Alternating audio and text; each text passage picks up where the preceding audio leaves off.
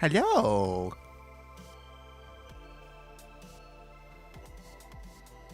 Oh shoot, I didn't I didn't open the tracking app.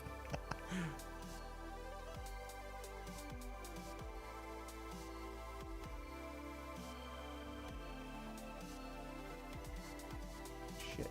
Where the shit? What the where's my oh my god. Why is it at the bottom? I have this at the top.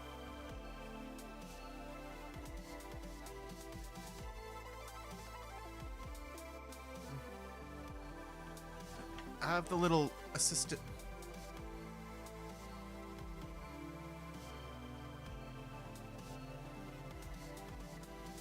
No, I'm not gonna give you my fucking location. Turn on location so that camera can know your location. No. Apocalyptic Neon, welcome. Hello. Oh, I got an ad on my face tracker. Hold on.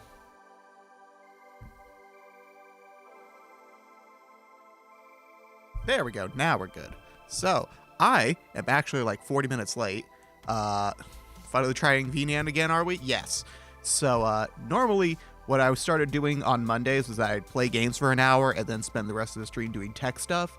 I'm nearly an hour late, so we're just going to jump straight to the tech stuff. And I don't know, I'll play games after stream.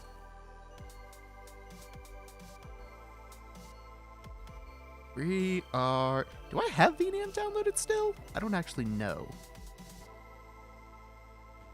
I should probably find that out. Let's see here.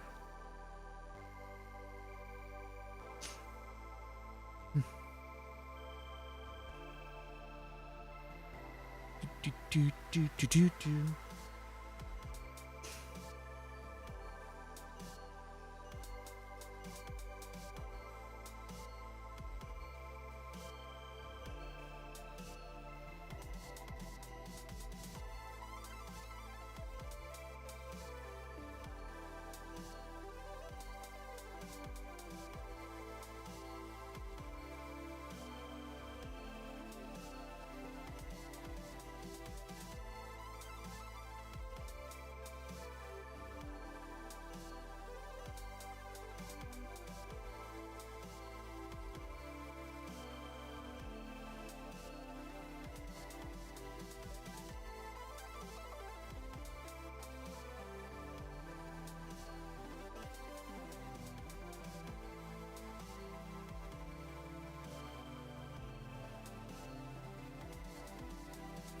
Bro, Elon has just reached new peak of cringe. Is this the Path of Exile stuff? Because I saw that. I saw Charlie's video on it.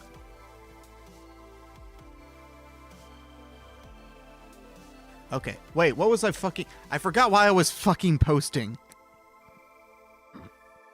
Shit.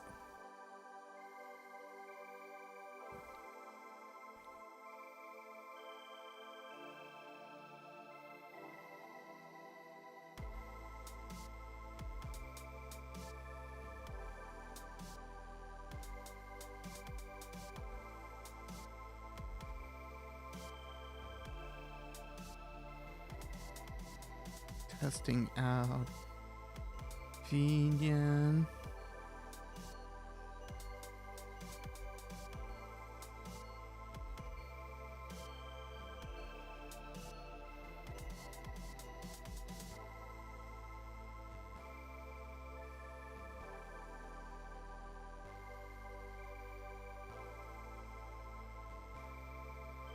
I can't spell graphical.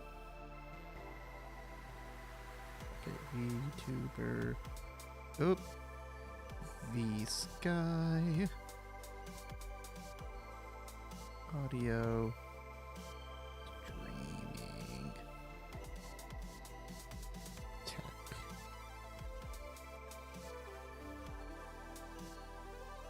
Paste and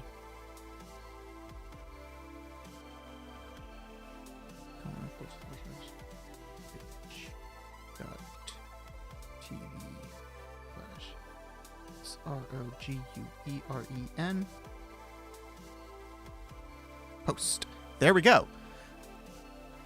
My beloved tech also, hello. I have questions. What are the questions?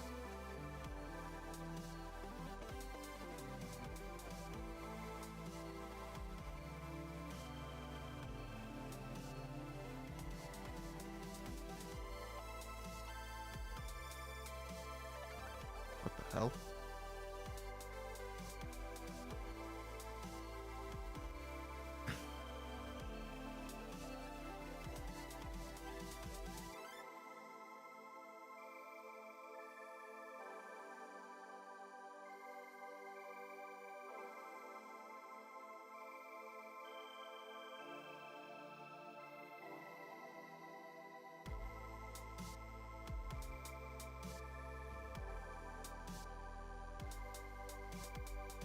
Oh, it didn't post a blue sky initially. There we go. Now it's gone.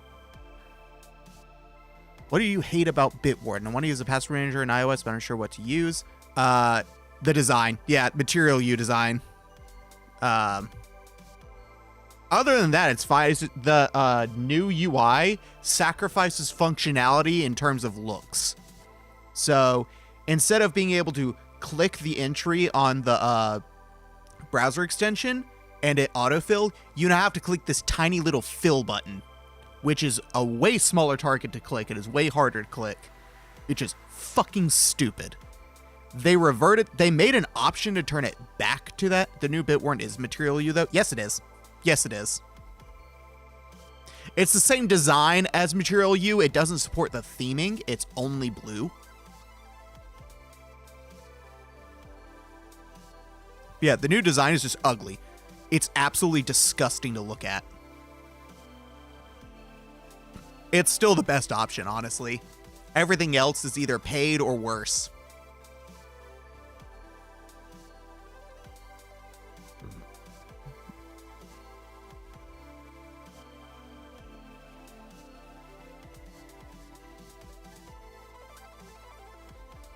They made an option to return the click the whole thing to autofill instead of having to click the fill button on the desktop extension, but it hasn't been updated on Firefox yet. It's only been updated on Chrome,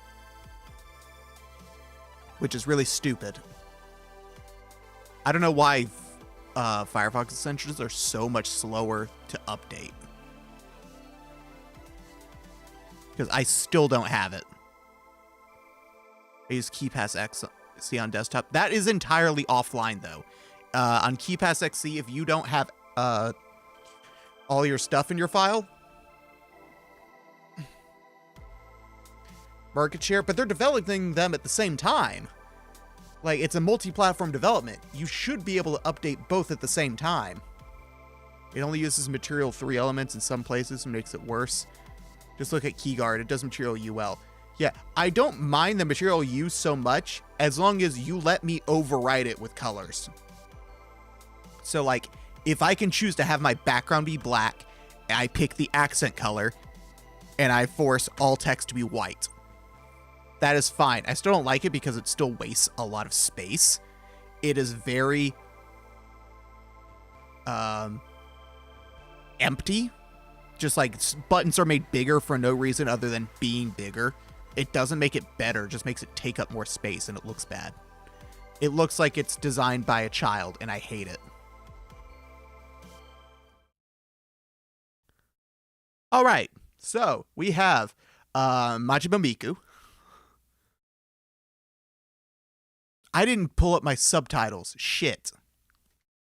Do.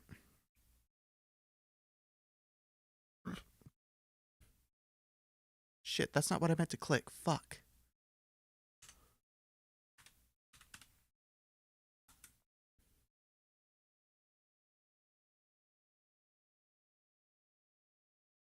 There we go.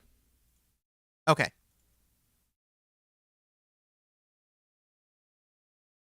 And captions, select. There we are. Now we have them.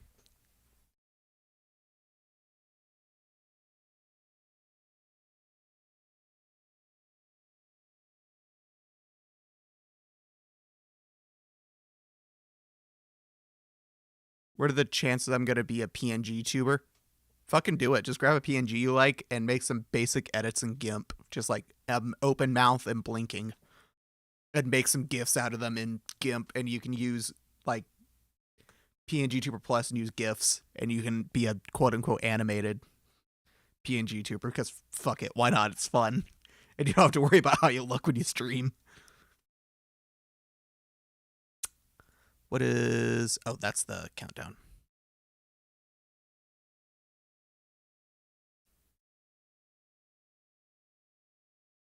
All right, so we're going to look up VNyan. We're going to grab the latest version.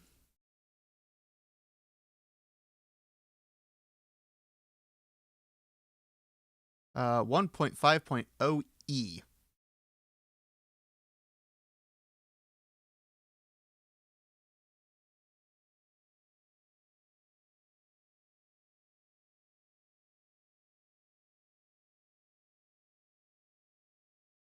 Oh shit, Buckshot Roulette is $2?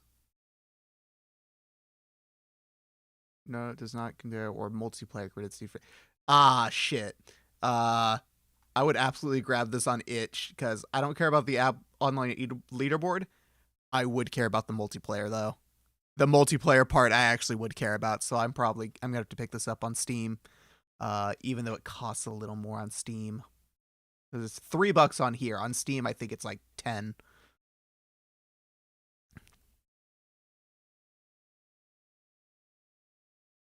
I used to play that game with Vinny a lot. I have not played it myself. I've seen a lot of clips of it though, and it looks fun as fuck. It's no though. I barely touch it. It looks so fun. It's a puzzle. I like puzzles. Anywho, downloads. Need to go to games.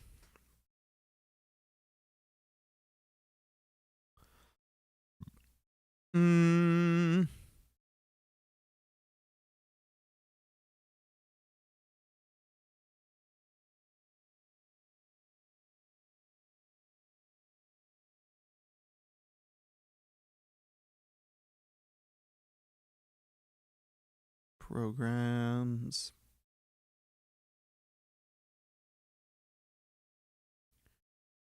VNyan. We're going to completely erase all of these. Except for this file. Paste one file. Open with Kate.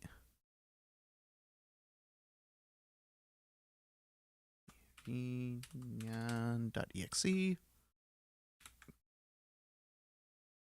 we go. Where is VNyan? There we are. Okay, so here we go. So here's how we're going to do this. But anyway, that's all the question I had for you, Mr. Red Sucks at Gaming. I'm still in shock that the memes about Marvel Rivals models were all true. I mean, this team knows exactly what they're doing. If any more Marvel Rivals VTuber nowadays, yeah, I just can't get into any competitive games. They're just not fun. We're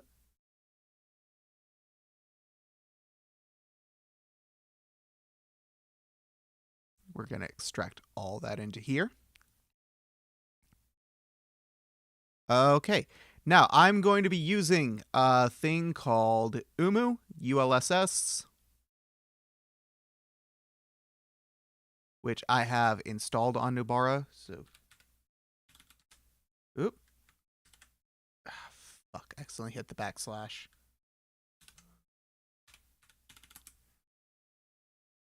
So this is a command that lets you use like Steam runtime outside of it, and you could use it to run this. What I've done to make things a little easier, they want it to be Overwatch. There's a ghost touch on my screen. Hang on. Uh-oh. That ain't good. Play with one eye closed, it'll always be single player. What? So we're going to open this Kate. So I have a small little script here to to run this. So it's just a bash script. So pound exclamation /bin/bash ulss-ge. That'll grab the latest version of Proton GE, and then the name of the executable I want to run, which should be VNyan.exe. This will create a wine prefix within here, which will be .wp for wine prefix, and use the latest version of Proton in the Steam runtime. Are we testing Marvel Rivals? Is testing if Marvel Rivals is Overwatch with new glossy paint? No, I am testing to see if I can get VNyan consistently running on Linux, because I personally have not been able to do that, despite all the other people who have told it wrong. It should be /user/bin/environment bash. This works though. I use this for games and it runs just fine. And that's how I've always been told to make bash scripts, is /bin/bash. So this should be set to executable already. Yes. So if we double click this, yeah, .wp. So it's made the wine prefix. Hey, it launched. Load avatar file. Oh, I've got to hunt this down. You don't want to see that.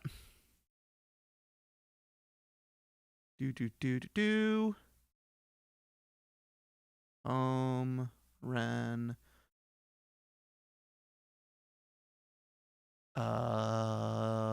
Documents.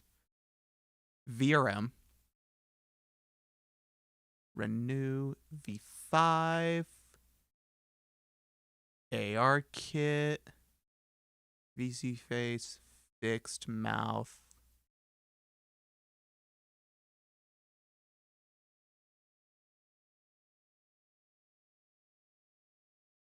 Okay. I have a Face ID. I have a webcam. Tracking method. I have facial mocap. I don't remember how to get the IP address of the phone. I know, I'm just being pedantic. Ransomware/user bin environment bash is the more correct way of doing it, and I just do that ever since. I don't fucking care. I barely ever use scripts in general.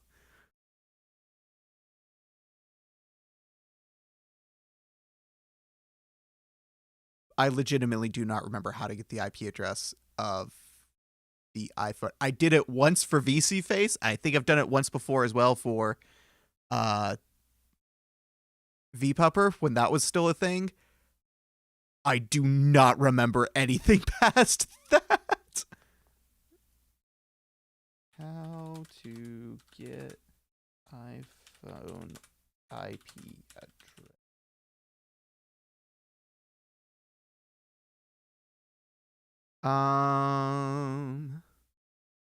Settings, Wi-Fi, info.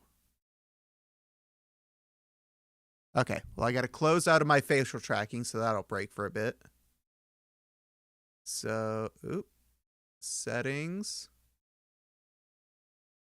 For me, it's Ethernet. And okay, let's see if this works.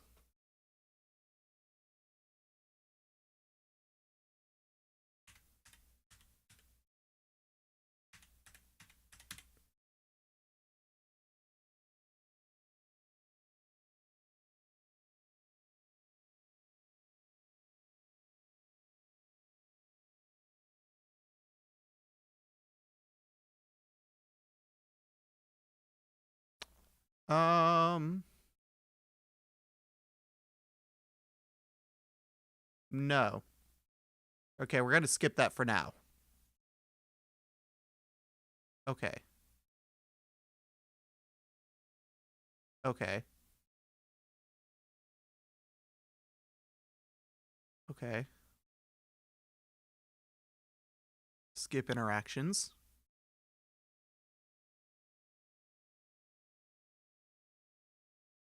God damn it. Shift R.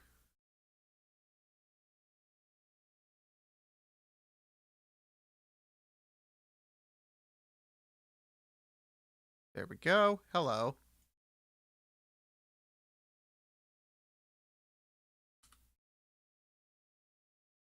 Why do you do this?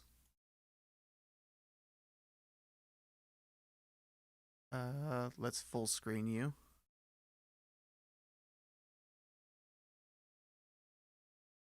Why are you like this? I don't understand. So we're just tinkering the game, no games. No, because I was like an hour late, so we skipped the games part. Load world!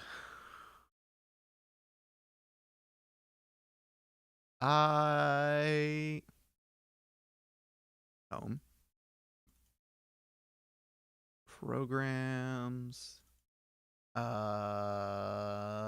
VNyan. Worlds. Green.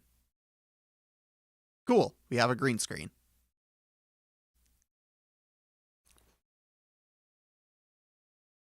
Props.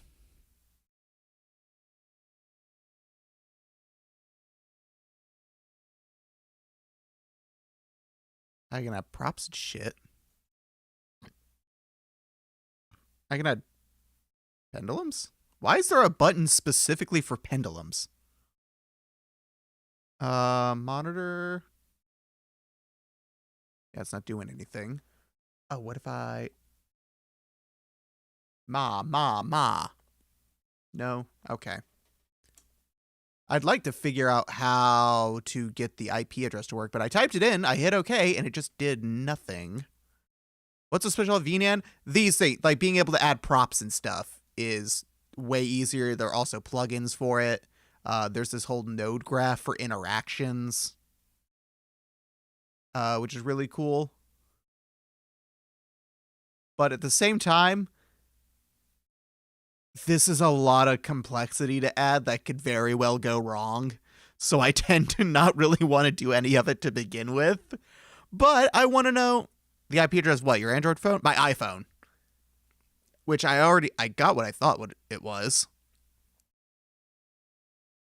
Yeah, no, I use an iPhone for tracking because I got it cheap. So it's a glorified webcam that turns on for stream and then turns off and never turns on for anything else.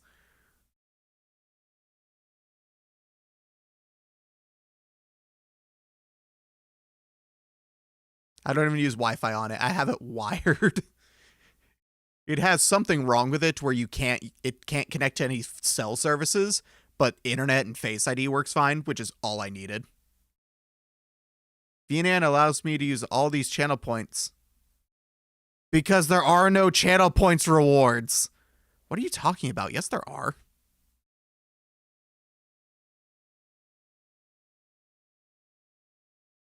No, I got rid of them because they kept breaking. This plugin screen is bright. This plugin screen is blank. It doesn't do anything. But yeah, that runs. So we're going to close that. And we're going to see if I can run it again.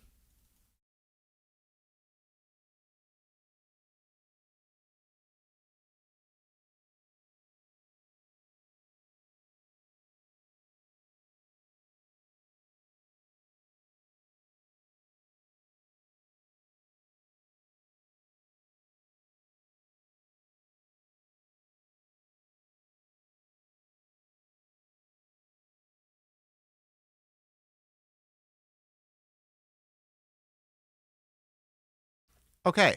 Well, first things first, how do I...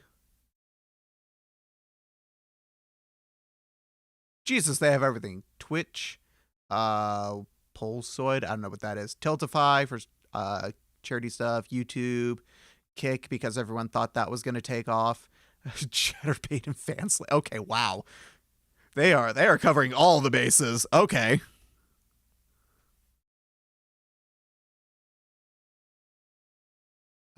Traffic, graphics.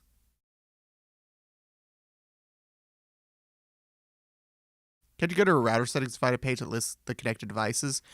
Your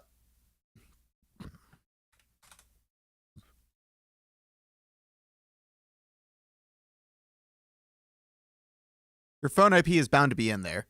I can, but also the router we have kind of sucks, so it's a pain in the ass to do anything like that. Ooh, what things? Gray? Nah. Human rights? Ah, it's a light mode. Light me out. I see. Yeah. We'll do gray.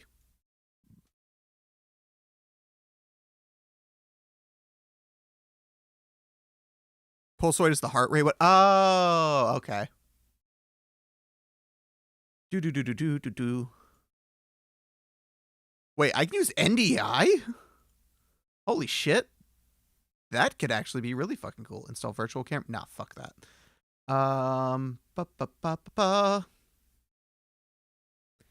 Miscellaneous. Twitch. Nah. YouTube. Nah.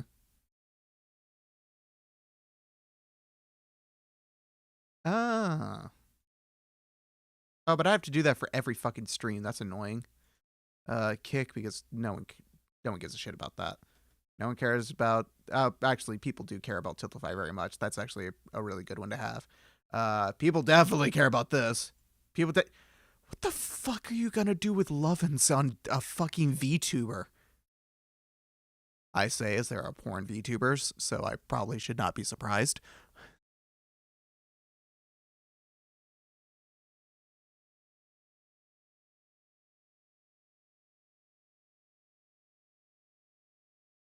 Lights.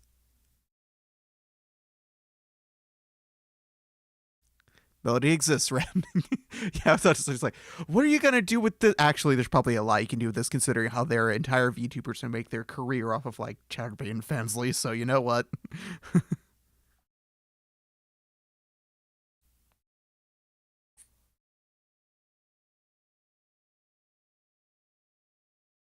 Clearly, the integration is there for a reason.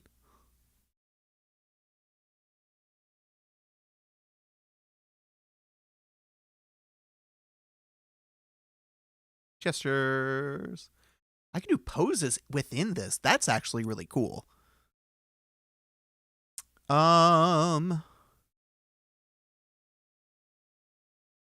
Here's my problem, though. Tracking layer's cool.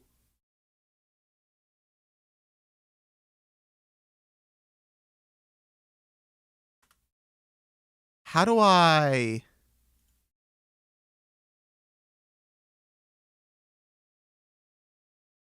Channel points go burr.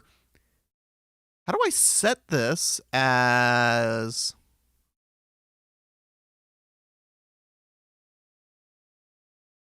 What the fuck?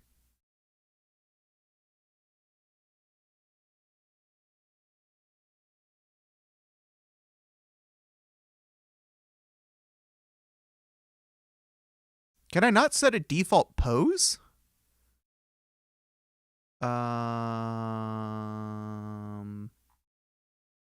For position?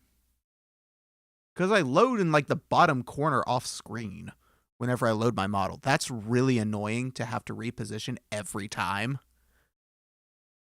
As compared to if I go to VSeeFace, I'm going to, reset that. If I show my stuff, this is how I load every time. It is centered completely. It's perfect. I have slightly adjusted my position, which I set in a custom position. And it's good.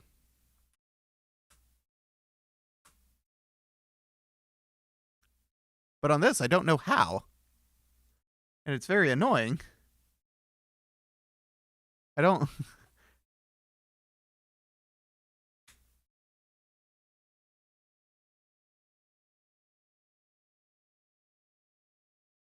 How do I set custom poses? How do I manipulate you? No, I don't want to load a different one.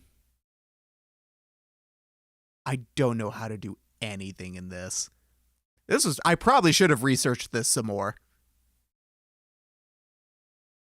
VNyan has that, so I know it does. I just don't know where. Is it under stretch bones?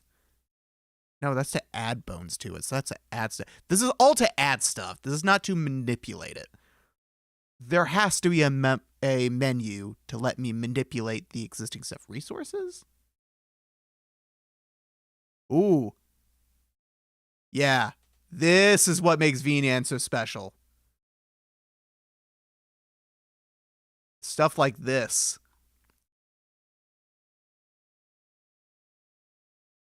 I assume Kana would probably like that. Lumide, thank you for the follow. Welcome to the stream. How you doing? Bird. Oh, it's giving the I like that a lot. I like this model. Holy shit, that's a really cool model. I like that a lot. Red and blue Switch throwable. You can throw Nintendo Switches. That's about to be outdated, supposedly by the end of the week. I have my laptop now, so I can't be. It's fine. That's the whole point of this stream, is for me to figure it out. I just thought I could figure it out a lot quicker, so that we could also do audio stuff as well. The upside is that this new setup using Umu seems to be running it consistently, instead of me sometimes being able to launch it and sometimes not in Lutris. I should add this to Lutris. I should add this to Lutris. Okay, hold on. Remove.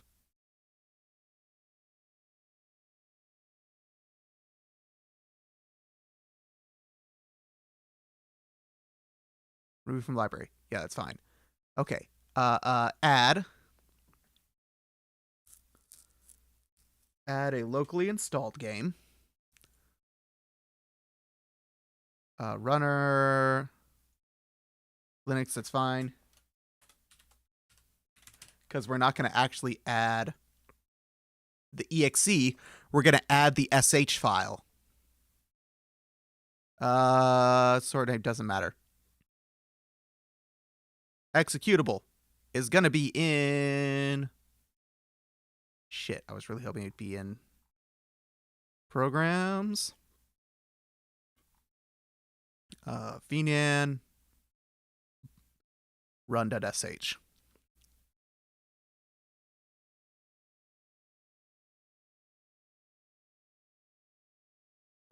Disable Lutris runtime. I do not want FPS counter. I do not need an FPS counter on my VTuber program. If I really want to know the FPS, it says it in the bottom corner. Okay, and save. So now we're gonna close this, and if I click play, is it gonna run from that? That's it. Use heroic, right? Is it usable as a Lutris replacement if I don't care about having an Epic Games account? Yes, I think you can add stuff independently to it now. Yes. Okay, cool. That's awesome. Let's open heroic and see. Can I add stuff independently? Yes, you can just add stuff to it now. So like Lutris, you can run stuff, you can just add things willy-nilly to it, which is cool. If you like this layout more, that is great.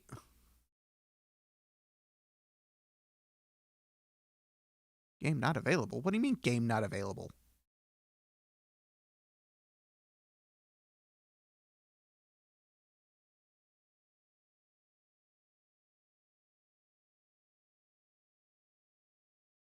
I was supposed to be uninstalled.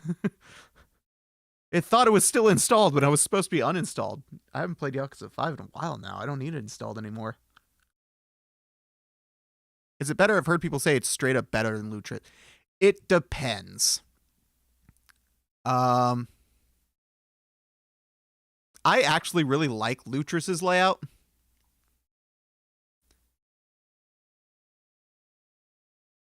Mostly because it follows my... but I like Lutris. I use Lutris for... Where is... Yeah, remove.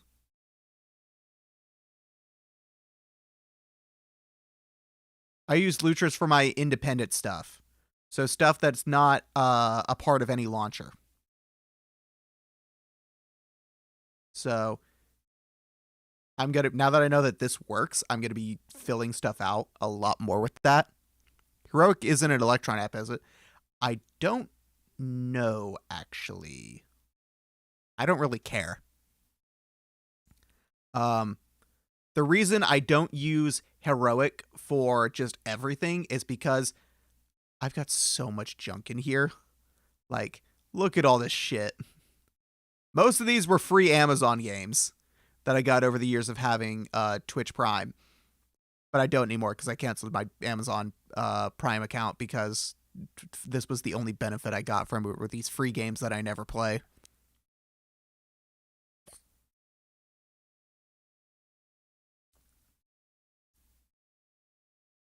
But because I have so much junk in here and there's so much stuff, I don't want to take the time to go through and organize it, and then also organize my independent stuff.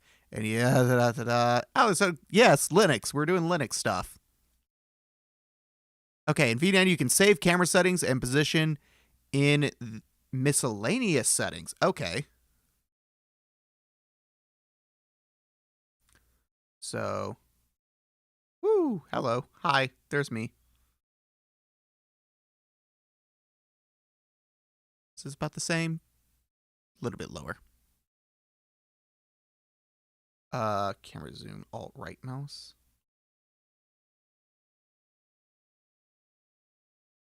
Oh no, alt scroll wheel. There we go.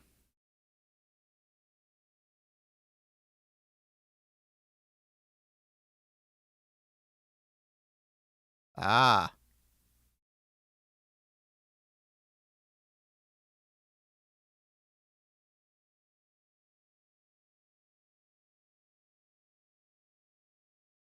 Is that about the same? Oh, I have it a little higher, actually.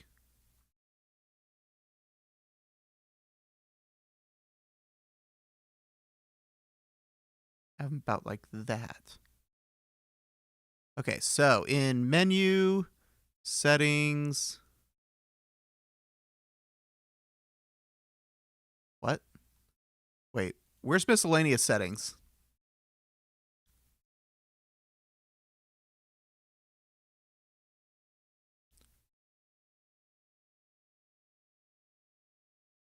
GitHub repo says 90% TypeScript, so that's a yes. Okay, I'm not going to bother using it. The Heroic. I love Heroic. I think it is fantastic as a launcher for GOG and if you have stuff on it, Epic Games. But I use it like that. I use it the same way that I would use Steam. This is going to be only for those games. The, like, one game I own on Epic, which is Satisfactory, which I'm tempted to actually just rebuy on Steam at some point. Technically, I own Celeste on it as well, but I got it for free, and then I also just bought Celeste on itch, so I just have the native Linux version on my itch account that I can just go download. Is VNyan docs outdated? It might be. But yeah, I treat Heroic Launcher the same way that I treat Steam. I'm not going to just throw stuff in there willy-nilly. Lutris is going to be my program for that. This is going to be what I use for stuff that just throw in. So this is what I got like Pokemon Uranium in, because that's a standalone game. I really need to fill it up with, like, I've got the Final Fantasy XIV Dawn Trail benchmark in Lutris. I've got PCSX2 in Lutris. I really need to add some art to these. I need to fill this out with the rest of my emulators. This is going to be like my launcher for standalone and emulators. Now, I'm not going to go through and add every single game to launch with different emulators like it's its own entry. That's just kind of annoying. Because, like, oh, I can't just launch MGBA from right here. But I'd like having a bigger icon right here and adding art and making it look pretty. I'm weird like that. Yeah, let's see. Where is it again? Yeah, I don't see a miscellaneous settings.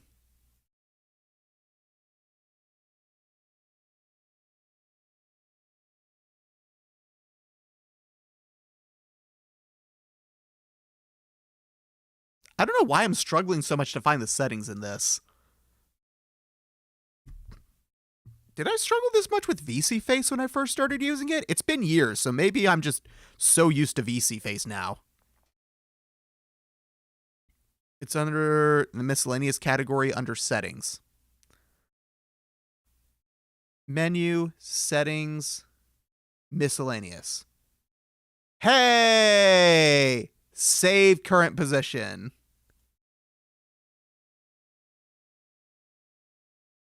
Cam 1. Name. Default. Save current. There we go. We got it.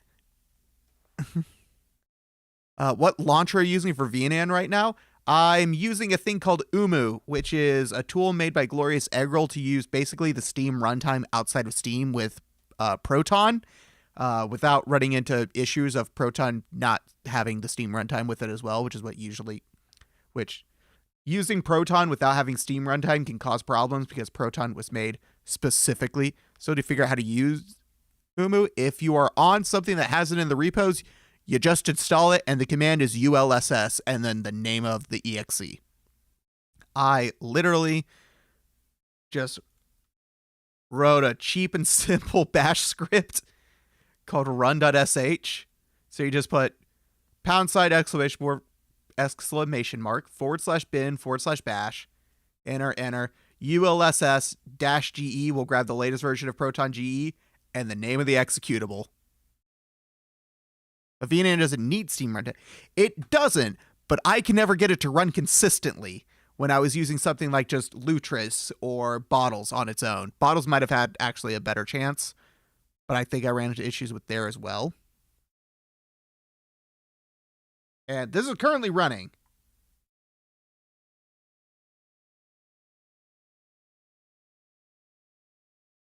But yeah, and then I just set that file to be executable, and I just double click that and it works.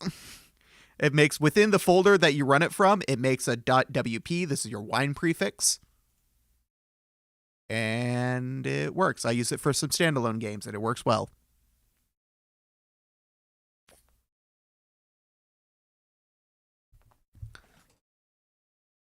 Makes it a lot easier to manage your different wine prefixes too, because you know your wine prefix is always within the same folder as wherever the run.sh file is.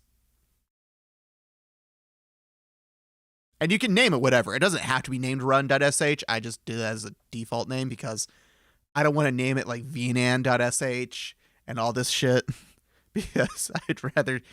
I don't keep rewriting it. I just copy and paste it everywhere I need it and just open it in a text editor and change the name of the exe file.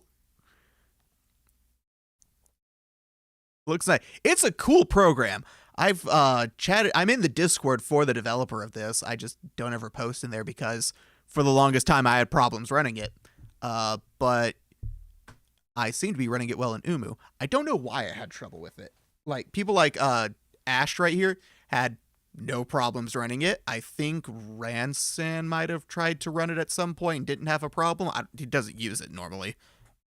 But I think I asked him to try to run it and it ran for him at one point. I think I asked you to try to run this one time and tell me if it gave you problems, like 2 years ago or something. Just to help me, like, test it. Just to figure out if it was just me or if it was just a consistent thing.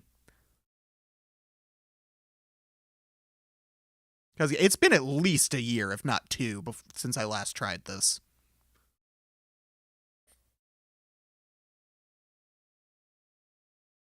Did I become a VTuber? No, I literally just asked you to run it and tell me if it opened. That's it. I didn't ask you to load a model or anything. Yeah, from the beginning I had issues. Yeah, I don't know why I did. Because all my other Linux VTuber people I've talked to, they didn't have issues. It was just me. And I don't know why. But it sucks because I'm the one who makes the videos about this stuff. So it wasn't working for me. Fuck. I just don't know why. And Rand said, I may be wrong about that. It may not have been you I asked to do that. You make videos? Shut the fuck up.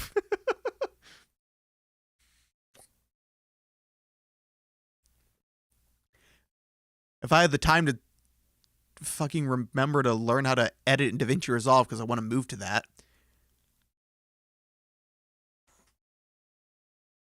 Warudo, though, it used to run better stuff. Yeah, that one I still can't get to run. I don't know why. It just suddenly stopped working for me out of nowhere.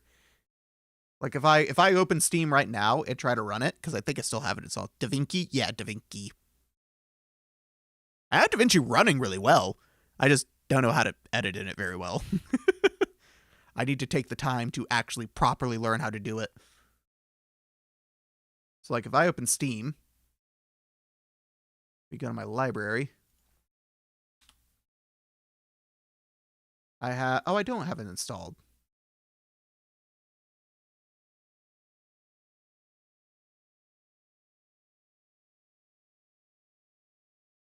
Thursday. What?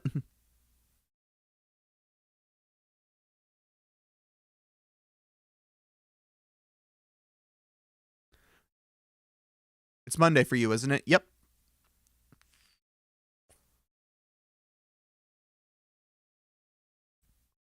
I'm actually off tomorrow, so I may spend all day tomorrow practice editing a video so that I can get good enough at DaVinci Resolve to do, like, video editing again. Tuesday for me, I am Tuesday. Yeah, you people are in another country, though. Well, other countries, plural. You're not in the same country, you're in different countries.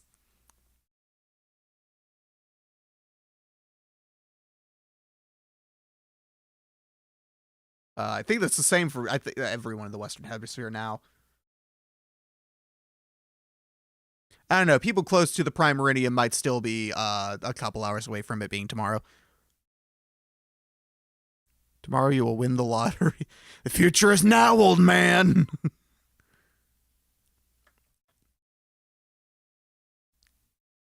Yeah, if we have this install. That was quick. It's like that sound clip. I don't know what it's from. Wow, I haven't stubbed my toe in 5 months, he said with excitement. I was then shot 47 times in the chest. I am not in a country. I mean, you have to be in a country.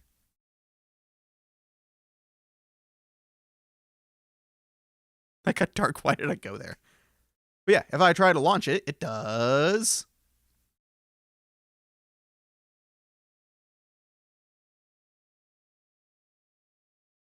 Yeah, it's fine.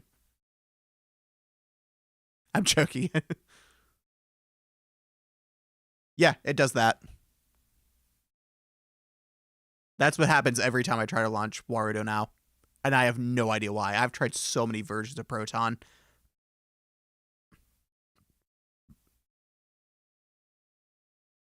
I'm also in the Discord for Warudo. I need to see if anyone else has posted about this, because it used to run just fine. I don't know what changed.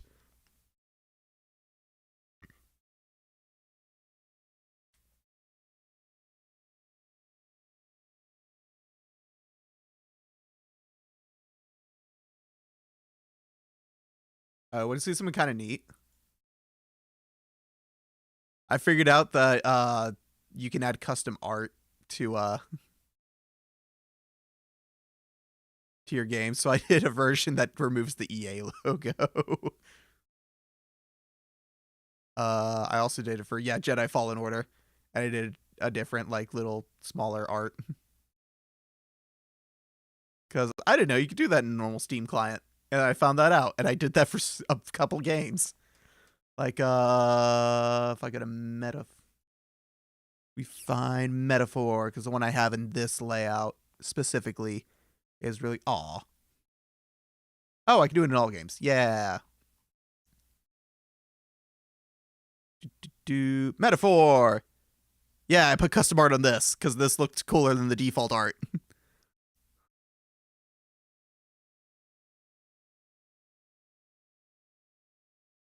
But setting, because I should do it for Kingdom Hearts as well. I haven't done it for Kingdom Hearts. I should. But actually, I kind of like their default art. I have custom art set on my Steam Deck. On Steam Deck, you can set animated art. You can't do it on the normal Steam client, though. Using my Steam Deck, using Decky Loader and the art plugin, I could set animated ones, which is really cool, but I can't do that on normal Steam. Ah, Muck. Where did Danny go? Something happened with him. He got like really stressed out and burnt out, and he just stopped uploading entirely. Which is sad, because I was actually really excited for Carlton. It seemed like a fun game to fuck around in.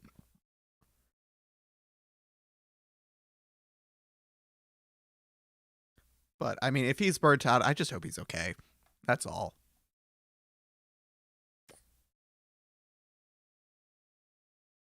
Being a solo developer is fucking stressful, so I can't imagine. Oh, yeah, I bought this over Christmas, along with one of my friends. And I think neither one of us has played it yet. Which I should call him and tell him that we should try this out one night. If you don't know what this is, Turbo Golf Racing is essentially what if Rocket League was golf.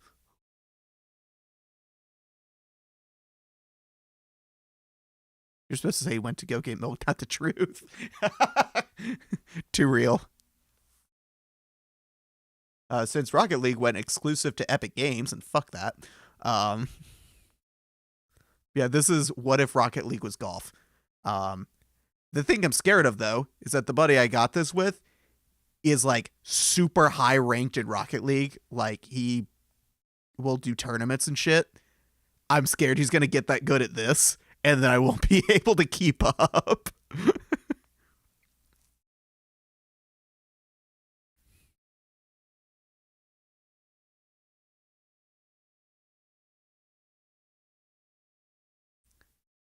But yeah, no, Warudo just won't run. And I don't know why.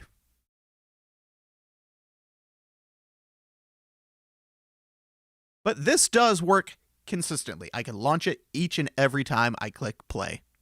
So that's good. Because I'm also using Umu for VSeeFace. I just made a little start menu entry for VSeeFace right here. But it's running essentially the same script. It's just for this one I made a little script for it and put it in my favorites as a start menu thing, because I launch it every single week, so I wanted to get to it fast. If I end up using VNyan more, I'll probably end up doing the same. You change the arm angle or make it sway like live 2D models do. Where is that? Is that also in settings miscellaneous? Position settings. Gizmo mode. I don't care about that. Position slot. How do I edit the position? I can save the position. I see that, but I want to know how to edit the position or the pose.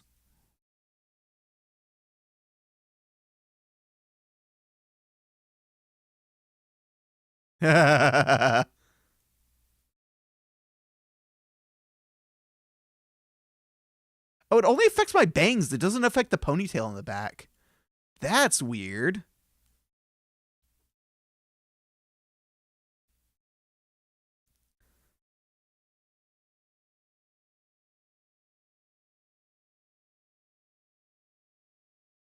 Is that because do I not have a spring bone on my ponytail? Maybe don't. It should be in tracking settings. Layers or effects? Oh, arm angle.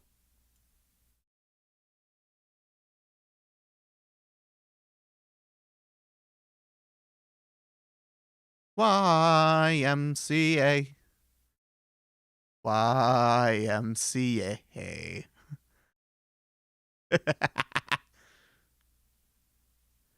Okay. Probably somewhere around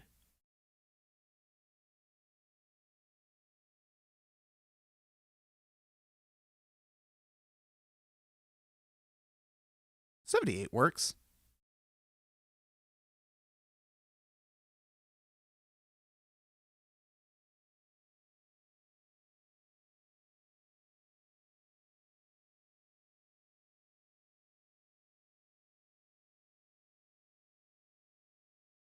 You should have seen that coming.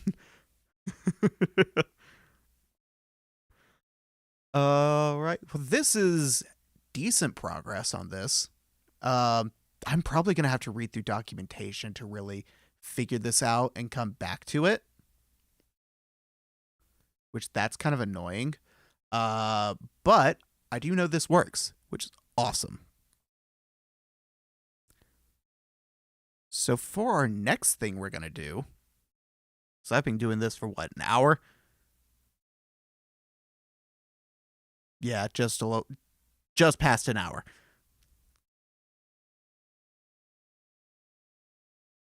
Does VK capture work? I don't know. That is a good question.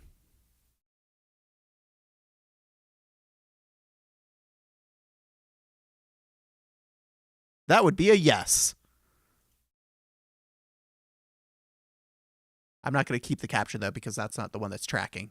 So the only things left to figure out for this one is the tracking IP for my iPhone tracking, or to set up the face capture flat pack and use that. But I'd rather use my iPhone because the tracking's better, and I've got all the custom blend shapes for it.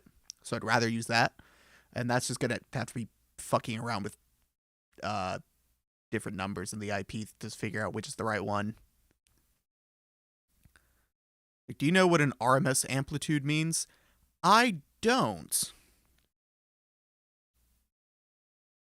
RMS amplitude. What does RMS stand for? I only know the base level of music theory. I didn't make it all the way through, like Sim did.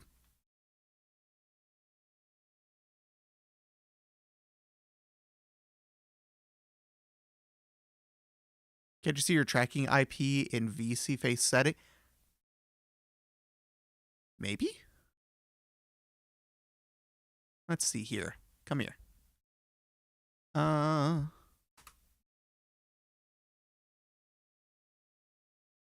did I do that? It doesn't fucking matter.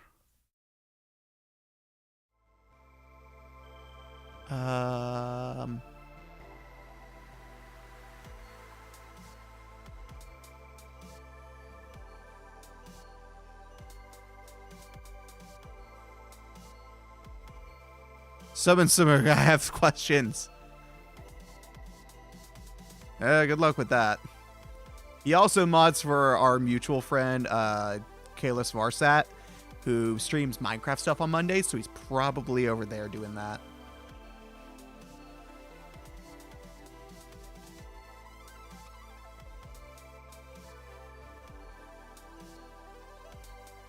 Show IP. Oh, it doesn't show it. It shows you a spot to put it in, but it doesn't show it once you've already put it in. So yeah, it's just blank. Oh, that's okay. Well, it's nice for not revealing the IP, but sucks for me trying to figure out what the IP is.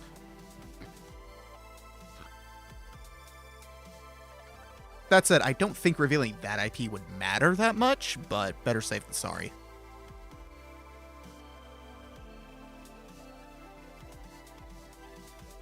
Because I don't think the IP address of that device is really going to be any sort of security issue, because it would only be the IP for the local network. Yeah, it's a local IP, so it doesn't matter much. Yeah, that's what I figured. Because, like, the only way you'd be able to do something with the knowledge of that IP is if you were connected to my Wi-Fi, which means you're already at my house. So...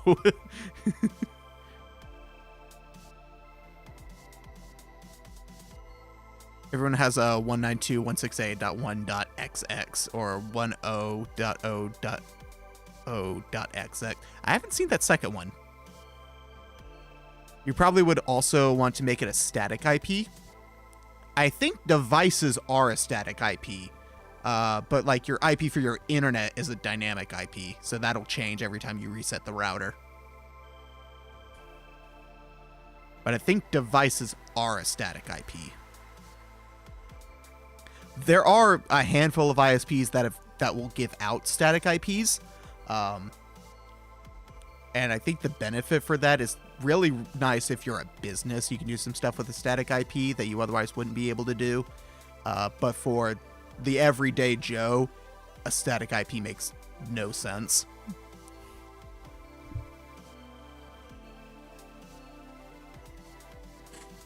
No? Is it device IPs? DHCP always gives local IPs randomly, right? For most stuff, they're like 99%. I think there's a handful of ISPs that will give out a static IP, but you have to A, specially request it, and B, it's really not worth doing for 99% of people. Talk about local? Yeah. Anyway, I'm going to take an ad break. No, DHCP isn't an ISP. Oh, DHCP. Okay, yeah. No, you're right. I don't know what the hell I was thinking. You're right. You're absolutely right. Anyways, I got to put that on pause. I got to also use the bathroom, and we're going to do an ad break. So we'll be right back in about, we'll say 15 minutes, but it's probably going to be sooner. So I will be right back.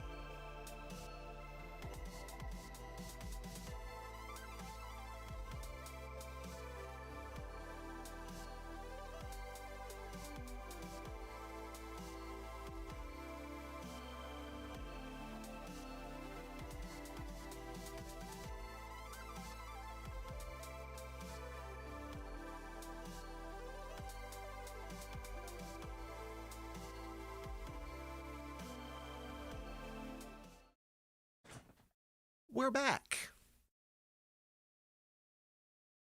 Alright. What do we want to do next? I want to keep messing around with this. Or should I go and actually read the documentation after stream and actually know what the hell I'm doing?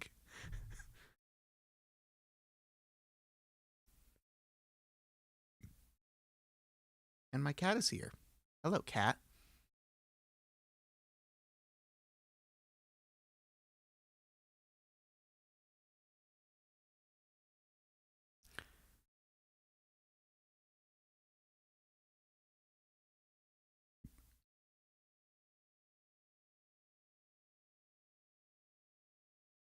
I don't think you guys can hear her, but she's purring. VNyan is really fun to mess around with, though. True, but I also wanted to do audio stuff today. Or at least kind of show off an audio program, so I think I'm going to move to that. This, I'm going to have to read some more documentation and fuck around with. But I've got the basics down. We know that we can pose the model. We figured out how to load it consistently. We figured out how to save the model's position. So that's set up. The only thing is just figuring out the IP address for my tracking, and then I've got all the base features done. Which that's all I cared about, was getting the base features. With the base features done, the rest you can figure out and add on to. And I already know some of the limitations, like Sprout's not going to work. The NDI source might work, which that would be cool, but I don't really have a reason to use that over just capturing with game capture.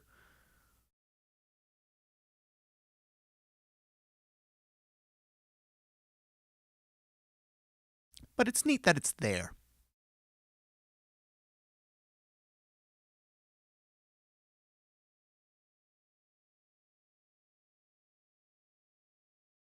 Yes, hello, Zelda.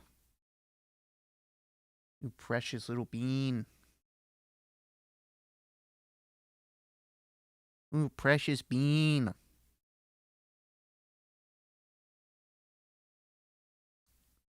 But let me show you the...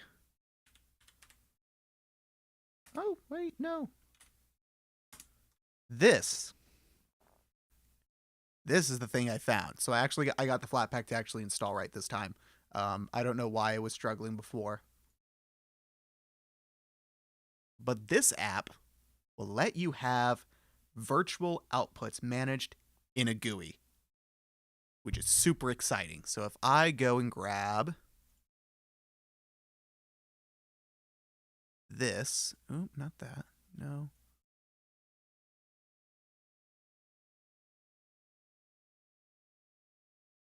I'm gonna throw this over here.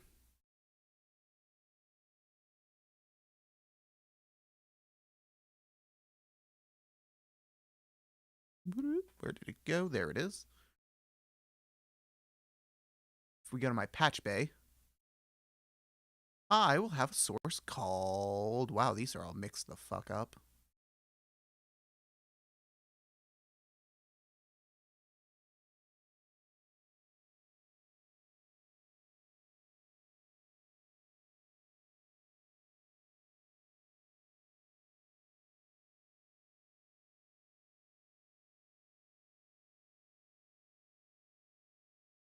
Ah, yes. VSeeFace, that program that totally matters to have audio.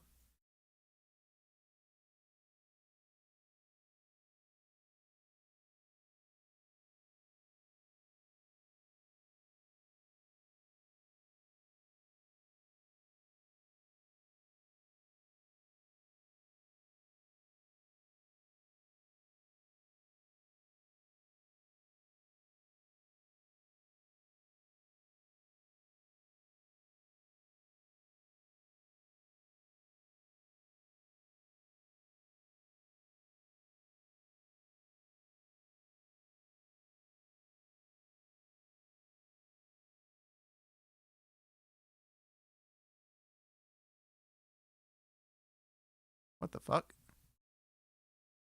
Okay, here. I've got this called test output, which is... Oops, didn't mean to do that. This guy right here.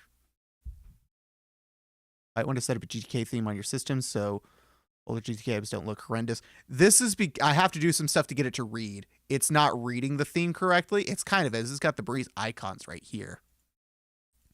But I do have a GTK theme set. I have it set to Breeze, and it's not doing it right because GTK is fucking stupid like that. Let me pull up the Codeberg.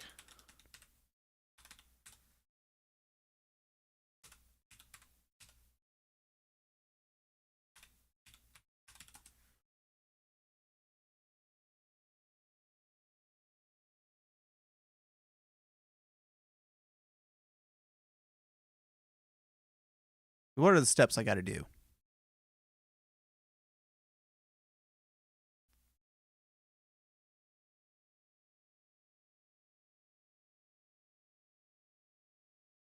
Flatpak and GTK. Unfortunately, Flatpak makes it difficult for apps to match your system theme. If you have issues, there are some troubleshooting steps to try. Install a system, try installing it as a user, and vice versa.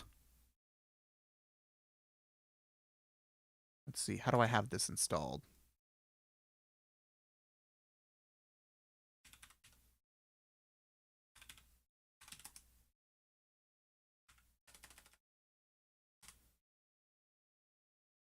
Oh. I forgot I had Barrier installed. I don't really need that. I don't have a second machine that I use anymore.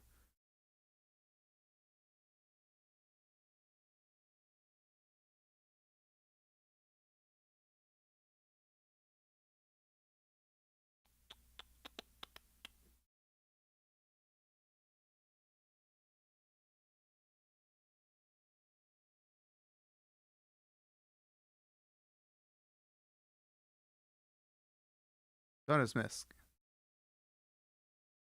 It is installed as a user. Okay.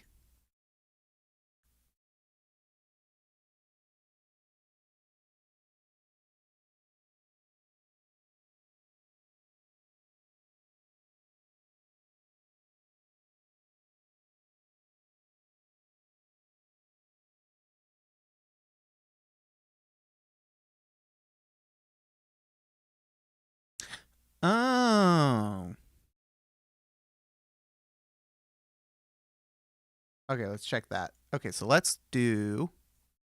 We need to go to... User. Share. This be a themes folder. LMNOPQRS. Ooh. Themes. Breeze Dark. Copy. I want to move it to home slash dot themes.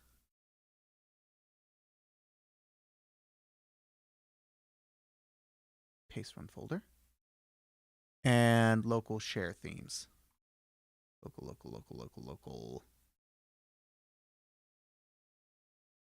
Share themes. Oh.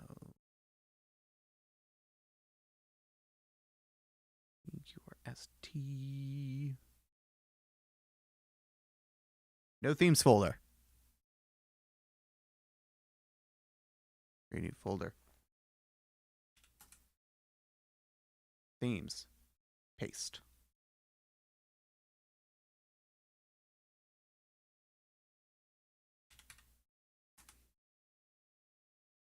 Oh, I've got to set it in settings first. God damn it.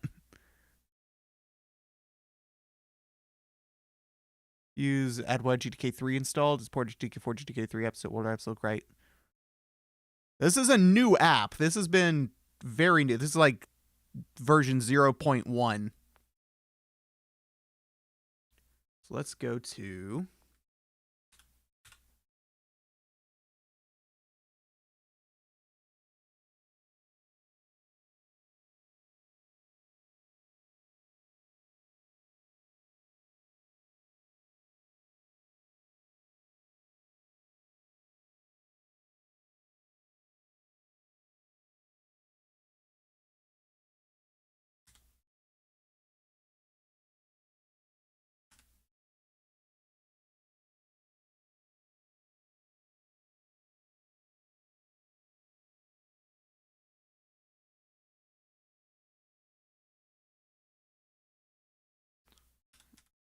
Or let's just look up dark.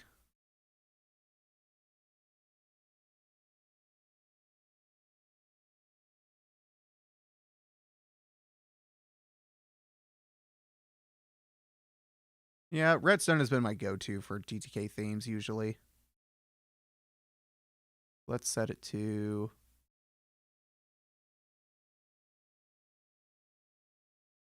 apply. And now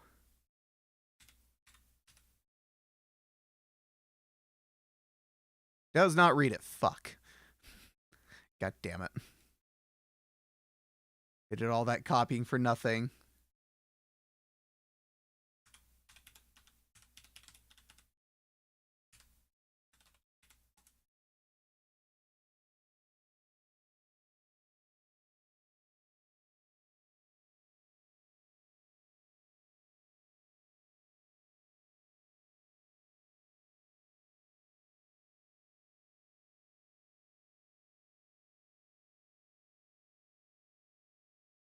Why is the new episode using GTK 3? I don't fucking know.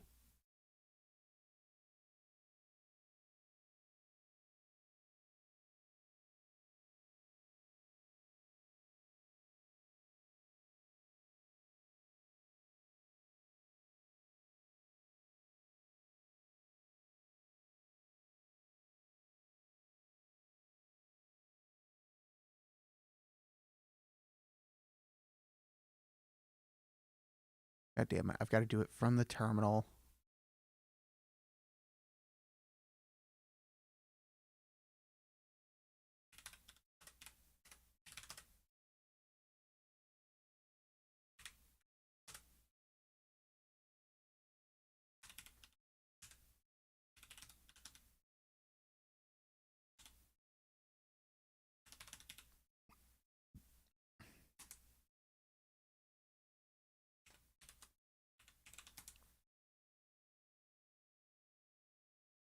Shit. Forgot R because it's a folder. I don't use the terminal to do this stuff very often. Okay, now do I have it? Yes, I do. All right, and we're going to copy. Gonna go to back to local.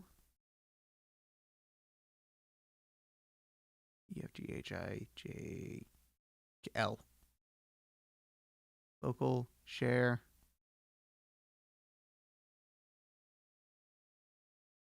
Themes. Paste. Is that right? .local/share/themes.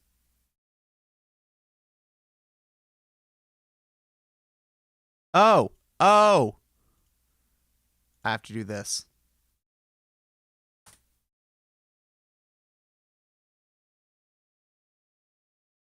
I have to do it with sudo.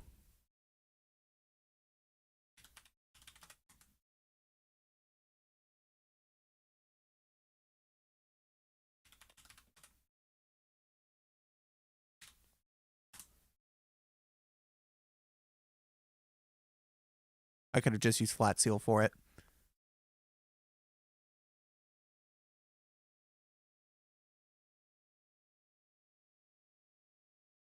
Okay.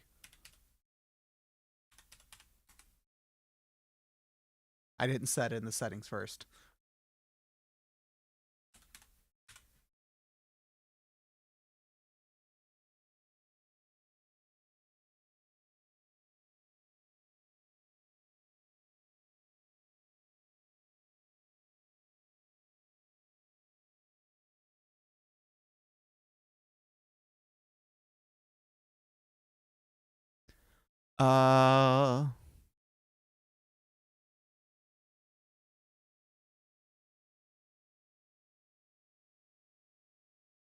I don't know if this is the proper name.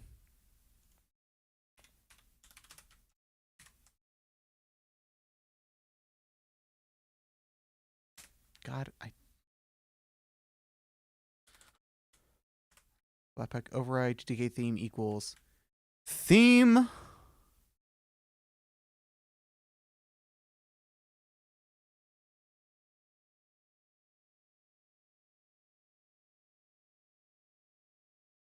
No, this is built with GTK 4.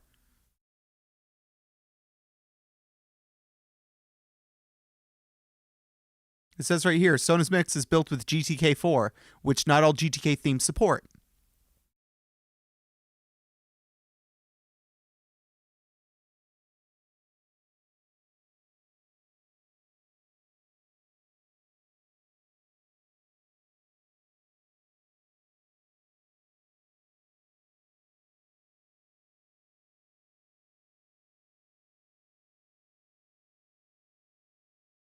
Oops.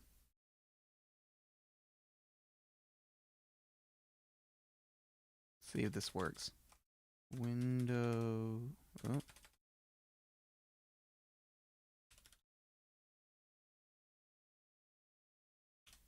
Ten dash dark dash 3.2.1 dash dark.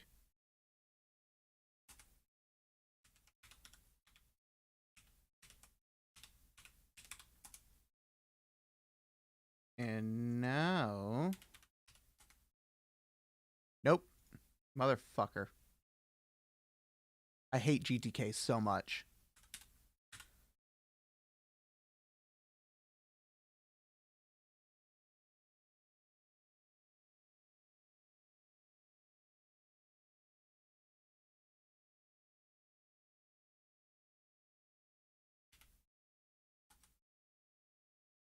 Nope.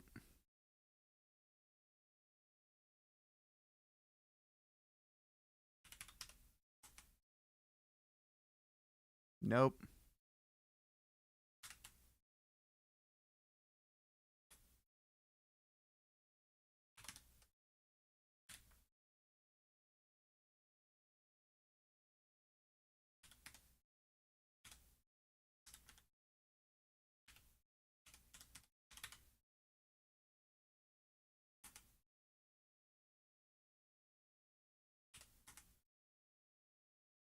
Nope. God, I fucking hate GTK. It's so disgusting.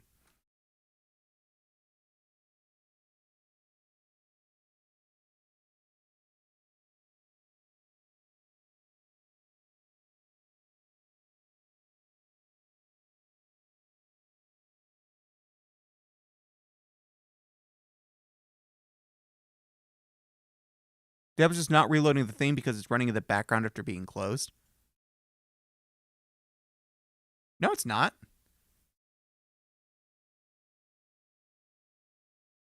It doesn't run in the background if you close it. Like, look, if I go to...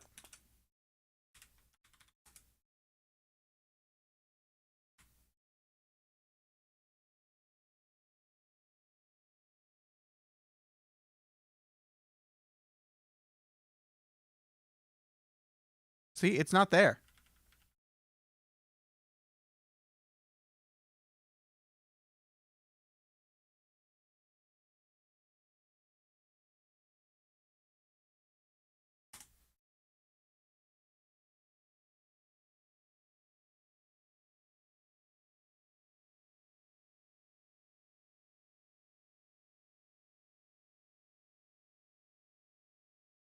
Yeah, it's just... GNOME fucking sucks because they refuse to let you do anything with it. They want to try to be Apple.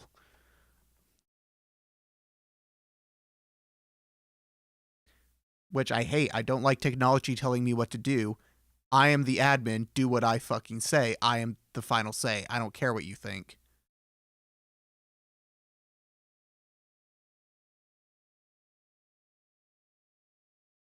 I don't care if you think it's better to do it this way or that way. It's my computer. Do it the way I want.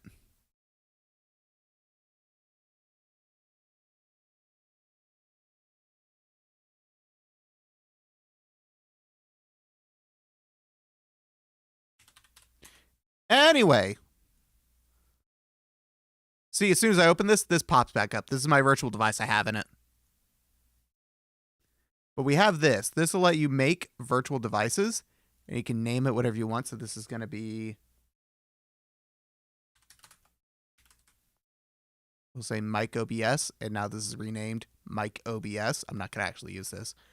But you can use this, and you can connect sources to it in your patch bay of choice. I'm using Carla. You can use QPW graph. It doesn't matter what you use. But in your graphing program, this lets you have a virtual source. Source I'm going to suddenly have an accent for some reason. I don't know why. I'm going to not trip over my words. Disconnect all. But this lets you make and manage virtual sources without having to mess with any text files. Because normally what you'd have to do is, so I'm going to name this back to test output. So you'd have to go and you would have to edit. What's the file? What's the file? Is it .config? Pipewire, pipewire.conf. You'd have to edit this file manually, is what you used to have to do, which is really annoying. So you can see I've got some stuff. These. You would have to make stuff like these. And you'd have to manually type all this out. You'd have to know what all these needed to be. You'd need to know what these needed to be called. And it was just... It's just not good. Just not good.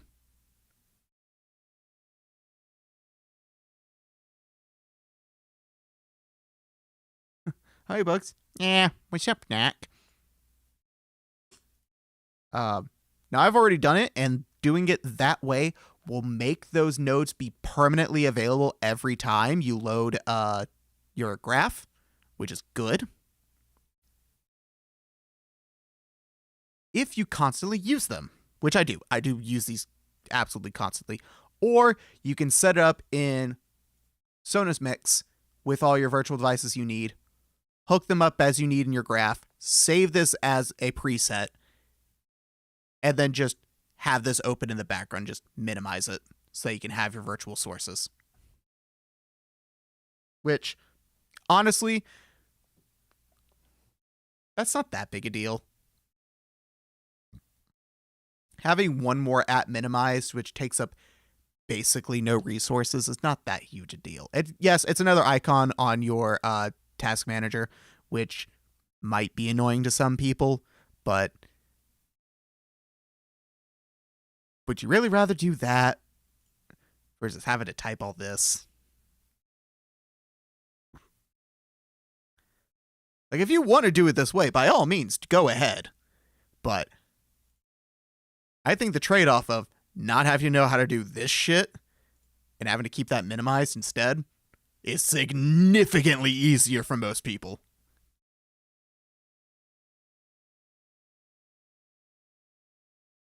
But when you're done, I'm going to move this over to the other window. But when you go and you close it, all your sources disappeared. So this one went poof. That will make it significantly easier for people. That is a program I've been wanting ever since Pipewire became the default on Linux. God, I wanted that so bad. I couldn't find one, so I just figured out how to do it in the text file, and it sucks. But now that this exists, other people don't have to go through that. Again, if you want these sources to be permanent, like I want my Discord mic to be permanent, I want my effects microphone to be permanent, I want my game one to be permanent. Vert mic, I probably could get away with it not being permanent. Alerts, I want to be permanent. That stuff's fantastic. That way it always hooks up the correct way where you need it to go, and those sources are there at all times. But it also means those sources are there at all times. If you don't want to deal with all this clutter when you're not streaming, you can't make these go away without erasing them in the text file and then typing them back out when you want them again.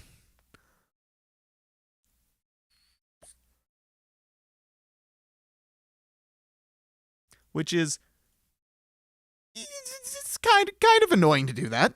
Most people are not going to do that. I just leave them there because I don't really look at this when I'm not streaming, and when I'm streaming is when I want all these, so for me it's not that big a deal, but I know there are people who do want to mess around with this even when they're not streaming, or they want to do it if they're in a Discord call and they want to be able to listen to something, and they want to control like their Discord audio independently for some reason without using Discord's inbuilt tools. There we go. Or they want to run their microphone through an effects filter when they're in a Discord call just to fuck around with their friends. You can do that. You can have whatever program is doing the voice filters, so like these effects right here, and you can pop them through. And so you don't want that to be your normal microphone, so you have it go to this Discord mic, and then you have your normal microphone without them right there. So like I've got a gain that I add for when I chat on Discord because Venny has had trouble hearing me for some reason. So I threw an extra gain filter, cranked that shit up, and connected it to a source called Discord mic. And I use that solely on Discord. The microphone you're hearing in the stream is this one, the effects microphone, which has got my compressor, my de-esser, my equalizer. And that works great. But for some reason in Discord, for Venny, it was really quiet, so for Venny's sake, to make it easier on her whenever we're in a call, I threw a gain on my mic. And everything's cool. And it's great. And I like it. I've also got my Discord output. So my Discord calls output to my headphones, which is that one right there. And also I output it to a capture on OBS. So if I'm in a call with someone and it is, so like say I'm doing a collab with Brody or I'm doing a collab with Venny and it's just one of them,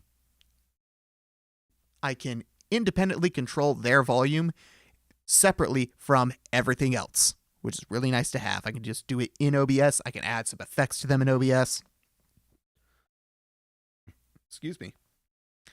And even though it's called Discord in the capture, I could technically hook that up to any voice call I'm doing. Now, we need a cool voice filtering app on Linux, one with pre-made presets. There are a few, but there's not a lot of stuff for them. Audio stuff on Linux is surprisingly lacking, even though the audio management side, I think, is way better than Windows out of the box. You can get this level of stuff on Windows, but it requires a lot more stuff. It's not like baked into the audio system itself. You have to just throw stuff on top of it that kind of hack their way into it and make it happen.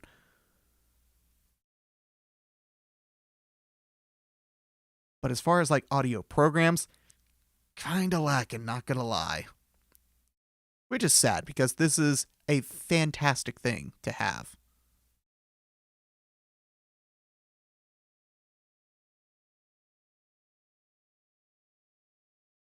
There we go. That's a little cleaner looking.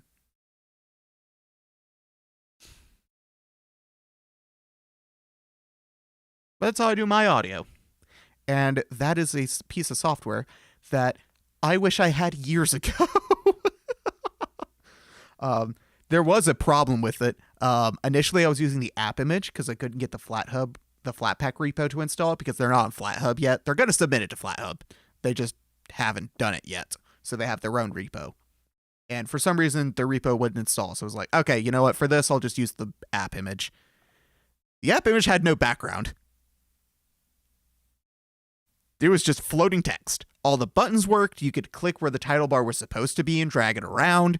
But there was no background. It was just transparent on the back, what was supposed to be the background, which was funny, but really hard to make. It made it really hard to read.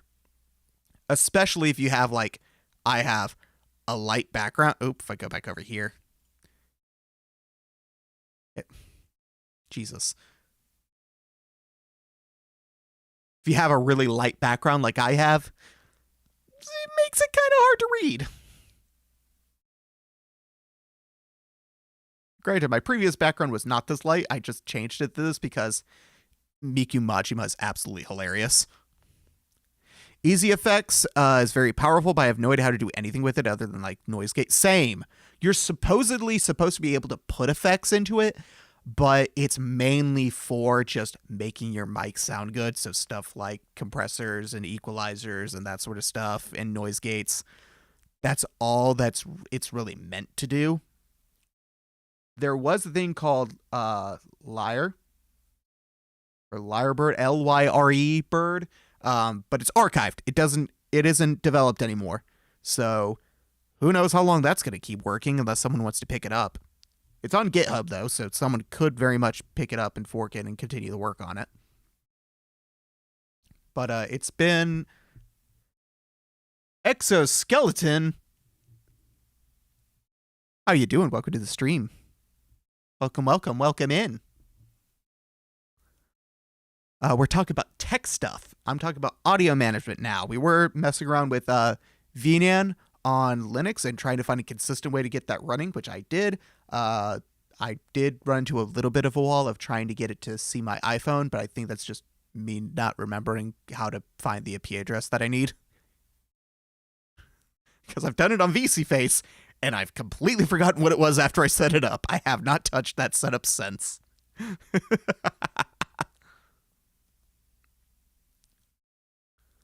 But now we're talking about audio stuff. So stuff like this shit. This is all of my audio sources. Oh dear God, there's so many. But recently discovered a tool called, what is it, Sonos Mix? Is that what I said? Sonos Mix. Which will let you create these virtual devices, these fake devices you can connect stuff to. Did I miss the Pipewire stuff? Right in time for it, actually. Because this is what we're talking about. A GUI tool to make virtual sources in Pipewire. These things that you connect stuff in and out of. So, like, I've got virtual devices for my microphone, so I can hook up. These are my actual mic inputs, the left and right channels. And then this is this is the actual device that OBS sees after I've added on an equalizer, a de-esser, and a compressor. And then I've also got a different one for Discord where I add some gain because apparently I'm pretty quiet on Discord.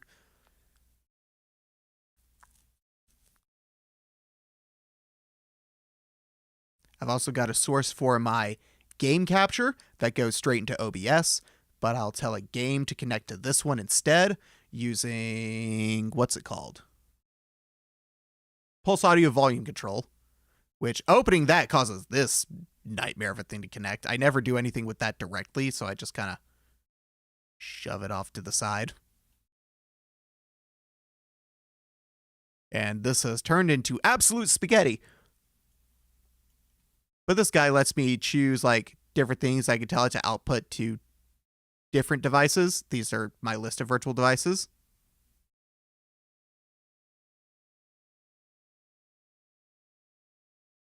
Ooh, wait a minute. It doesn't show this as an output. Interesting.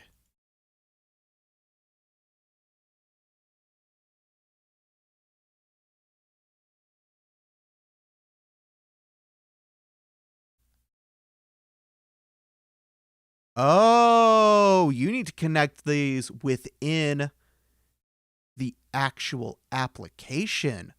Okay, so I can't do that from Pulse Audio Volume Control. Huh. Is Helvum because GTK?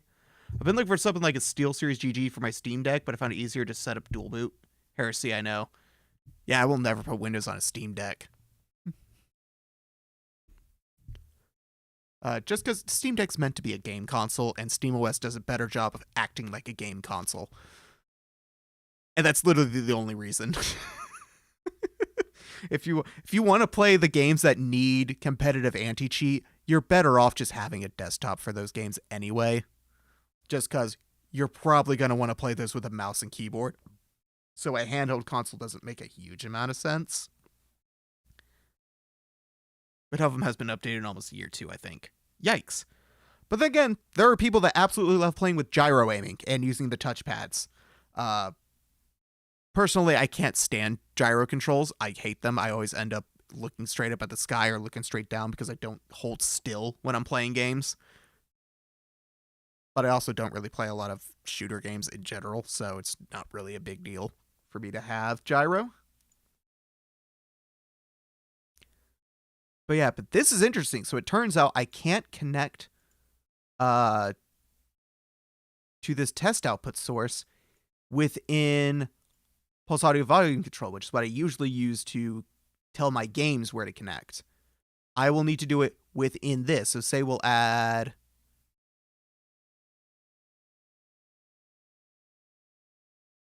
VSeeFace.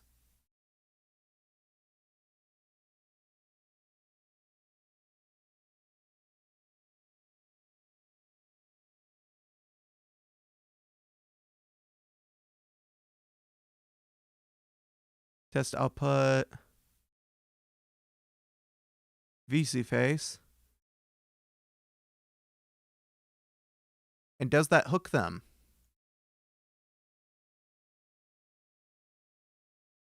Okay, so that hooks it like that, but it doesn't connect to that by default. So you need to do it like this. But that would hook it all the way through. Okay, so you will have to connect it like that to get it to connect, which means you would probably have to manually connect the output side if it doesn't do it correctly in this.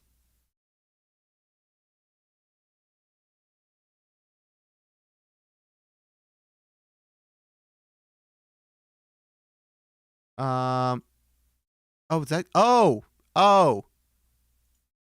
because that's the wrong one. That's why.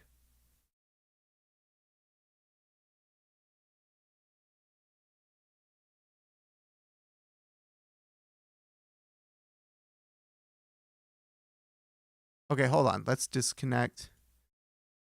Does doing it in here connect it? Yeah. Okay, I just had it in there wrong.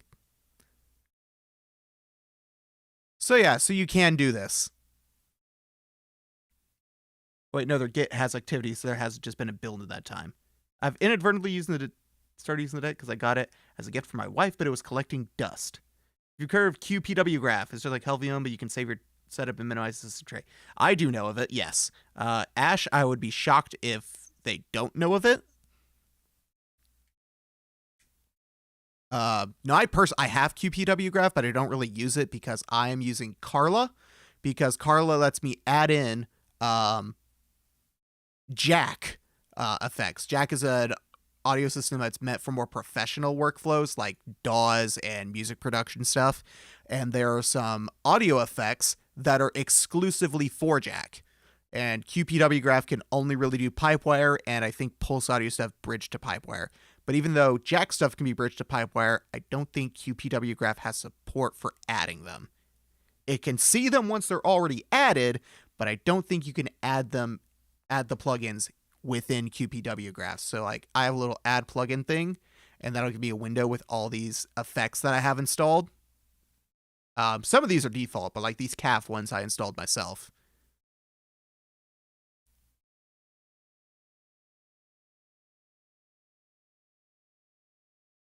So actually, you know what? Let's add CAF pitch tool.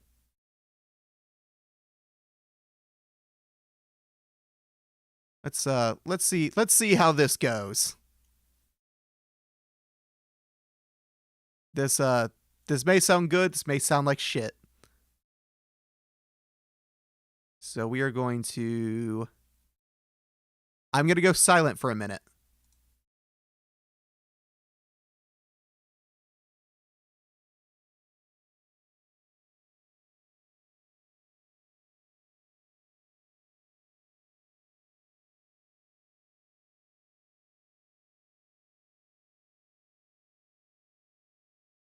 Okay.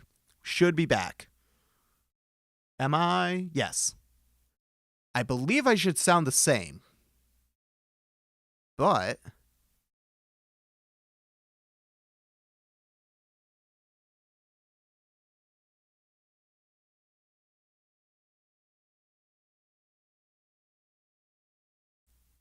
I know very little about Linux in general, so here's where I'll pay attention. Do I sound the same? Do I sound better? Do I sound worse? Do I sound different in any way, shape, or form?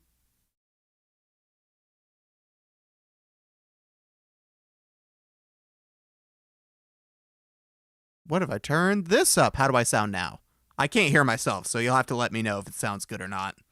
Or if it sounds funny. Turn it. No, it's just turn. I don't know what this is. It's cut off. Skin. Default? Nope. Skin. Classic?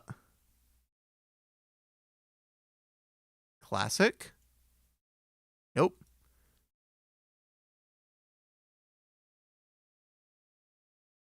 There we go.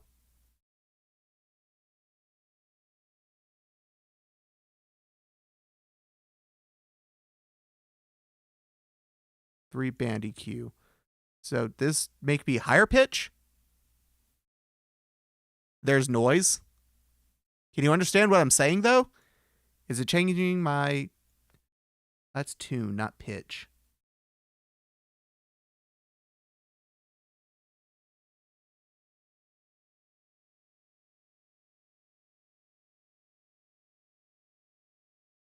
What about this? How does this sound?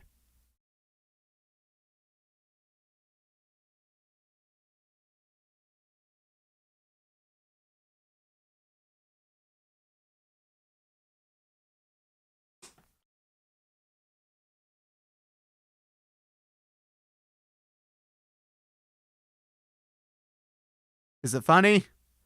Am I funny yet?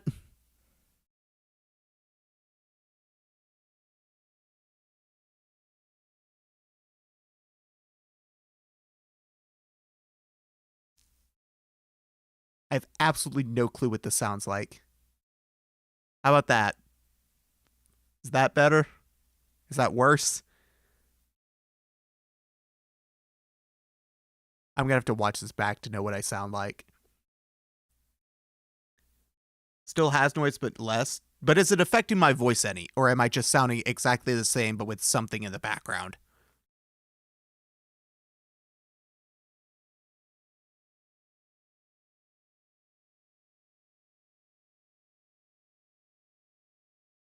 What about that? I turned the dry wet down. Nah, it's just loud. Ah, okay. I don't know how to work this then.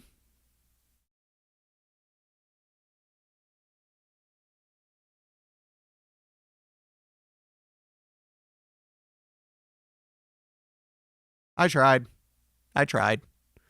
Oh well.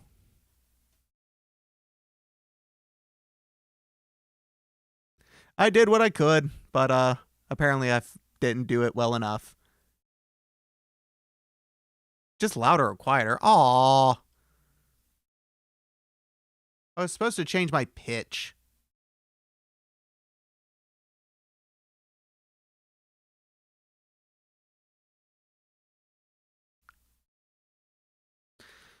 I was hoping that could function as like a rudimentary voice changer.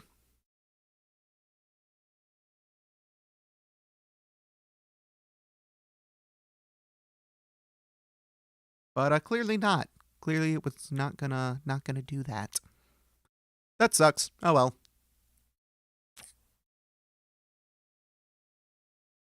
I knew there was someone on Blue Sky who really needs a voice changer for their streams, and they wanted to use Linux, so I was hoping that would work for them. But if it's not gonna actually change the pitch of my voice, it is kind of useless. Drywet reminds me of Killing Jeff talking about effects he uses on Ink Tank 5 years later motion. Oh, yeah. He's an audio genius. Yeah, you can get real deep with the audio production on something like that. Like, there's a reason that, like, movies have, like, an entire, like, 150-man team just for the audio and nothing else. The audio production, not even including the recording stuff or the Foley or anything like that.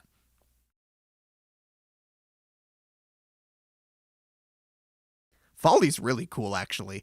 There's so much stuff that you're so used to hearing and that you just assume is how stuff sounds that is not even close. For example, the sound you hear in movies of people unsheathing a sword, in real life, there shouldn't be a noise for unsheathing your sword. It should be almost silent. but that sounds wrong in a movie. So they make that shing sort of sound.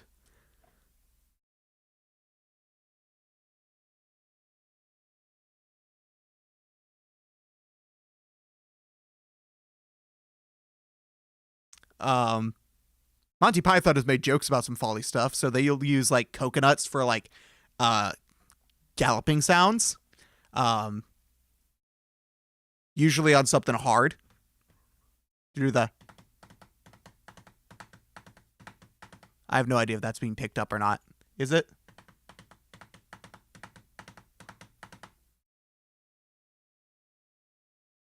I think EasyFX can act as a basic voice changer. Just because I don't know how to do it doesn't mean it can't. I've seen people claim it can, but I cannot for the life of me figure it out.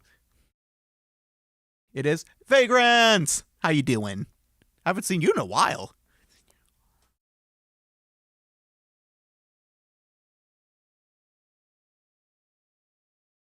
But yeah, Monty Python made a joke of that. They were on little the little horse head stick things, and they were holding the coconuts as they were galloping. Which was initially there were going to be actual horses. That wasn't planned to be a joke. But then they couldn't afford it in the budget because the budget was so low for those movies. So they decided to make it into a joke. Yeah, I've been going through a lot. Oh, that's too bad, man. I'm sorry about that. I don't know about Foley. I hired Fiverr people to do Foley video. It was very cool. Yeah, it's so fucking cool. I watched a couple videos about it. I forget. One of them was from Answers in Progress. That was the more recent one I watched. There was another one from someone else that I can't remember who did it. God, I wish I could remember. But yeah, Foley's super cool. I love the I hired Fiverr people genre of videos. Those were cool. I got kind of burnt out on them because they all started being kind of the same idea, but one thing slightly different. It started to get really formulaic. I used to watch a lot of like I hired Fiverr musicians to make a such and such piece. And there's one guy who played on a musical saw, which is a real instrument, by the way.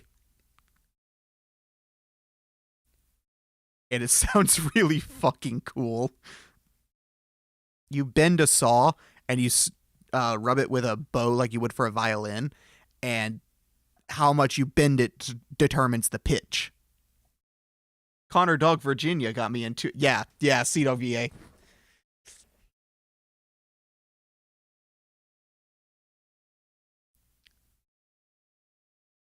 No, Connor makes some really good videos. I love the videos he does with Kaho, because every single time or nearly every single time Kaho brings him somewhere, it ends up you hear, "Oh, I'm a regular here." Which is hilarious. It's like, Kaho, you cannot be a regular everywhere. That's just not possible.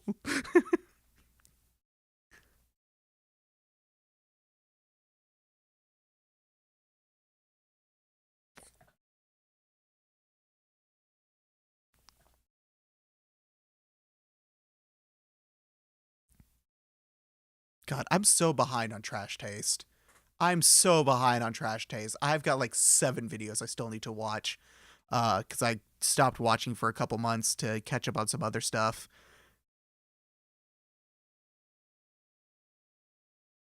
I still haven't watched the last Trash Taste special, the one about all the food and sushi stuff. I still need to watch that one. I did skip ahead. I did watch the second newest episode with Pete in it because I fucking love every time Pete's on the show. I really thought this section about the audio would take longer than it did. I figured that out really quick. I don't know what else to do now.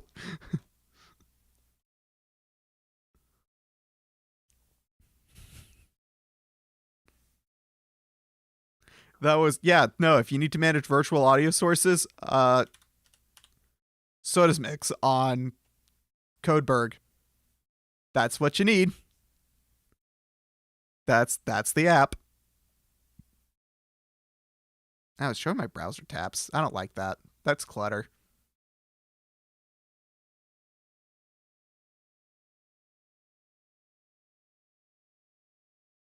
I don't like searching my browser in my search menu because I can just look at my browser if I want to see what tabs are open. I don't need you to show me that.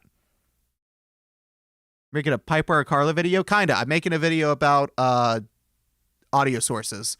I was trying to find a way to do the audio sources with a GUI instead of needing to edit the pipewire.conf file. My podcast app says 238 unlistened for trash taste. That's all of it.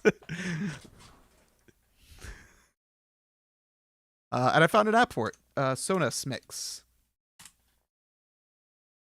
Which, drag that over here for now. But yeah, it makes little virtual outputs. And then in the app, you can set where it connects and disconnects from. You got to add sources and then add syncs. Sources are self-explanatory, source audio. Syncs are where your audio goes to.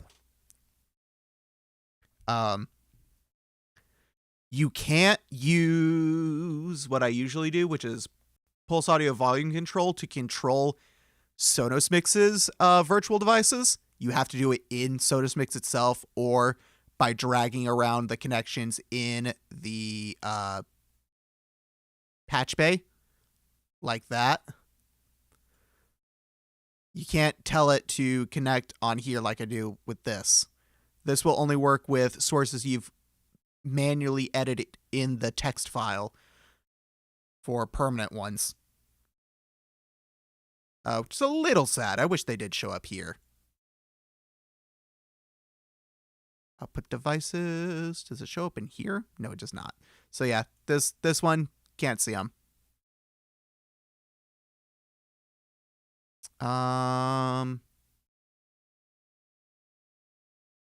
Oops, didn't mean to do that.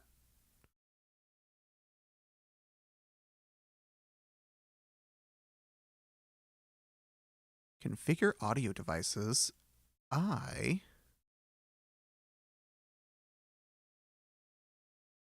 Recording. Off. Oh, so test output shows in my sound settings, though. That's kind of cool. Your setup looks similar to mine. Let me guess. You also have a bunch of jack input client sources in OBS? Not in OBS. I have a bunch of jack plugins in Carla. And then those all go to a single source that I then capture in OBS. I don't add the jack client sources to OBS itself. I do them all in my patch bay and then just capture a virtual source that has them all connected.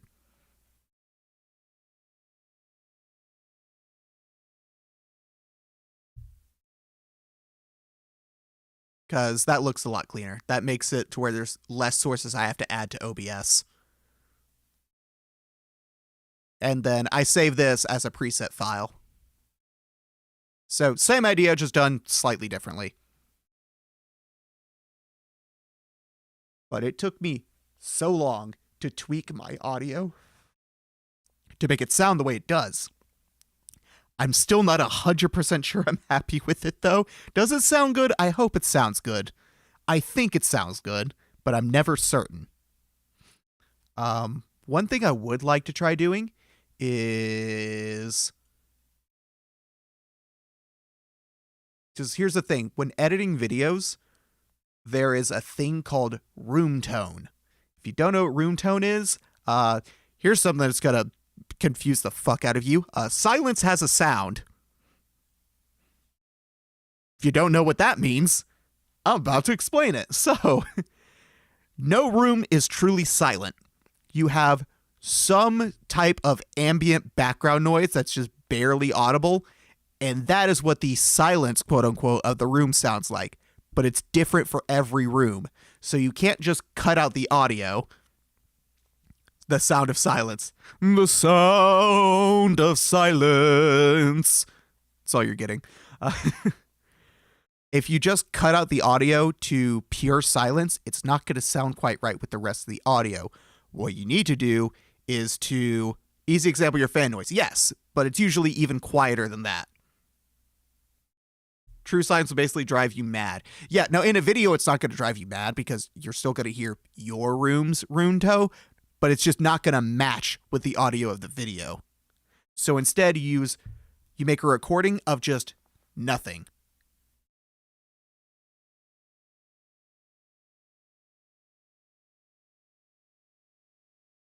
See that blue bar going up while it's I was saying nothing? That is the room tone.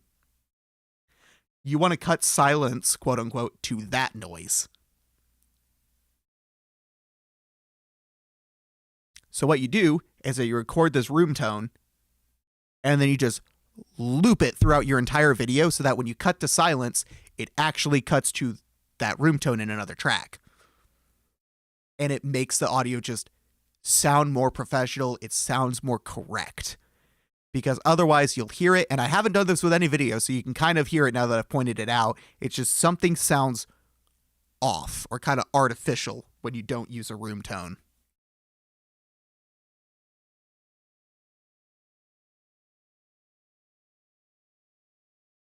So that is something I want to start doing. A fun thing about room tone, anytime you make a change to your audio setup, you got to record a new room tone because now the room tone is going to sound different with your new recording setup.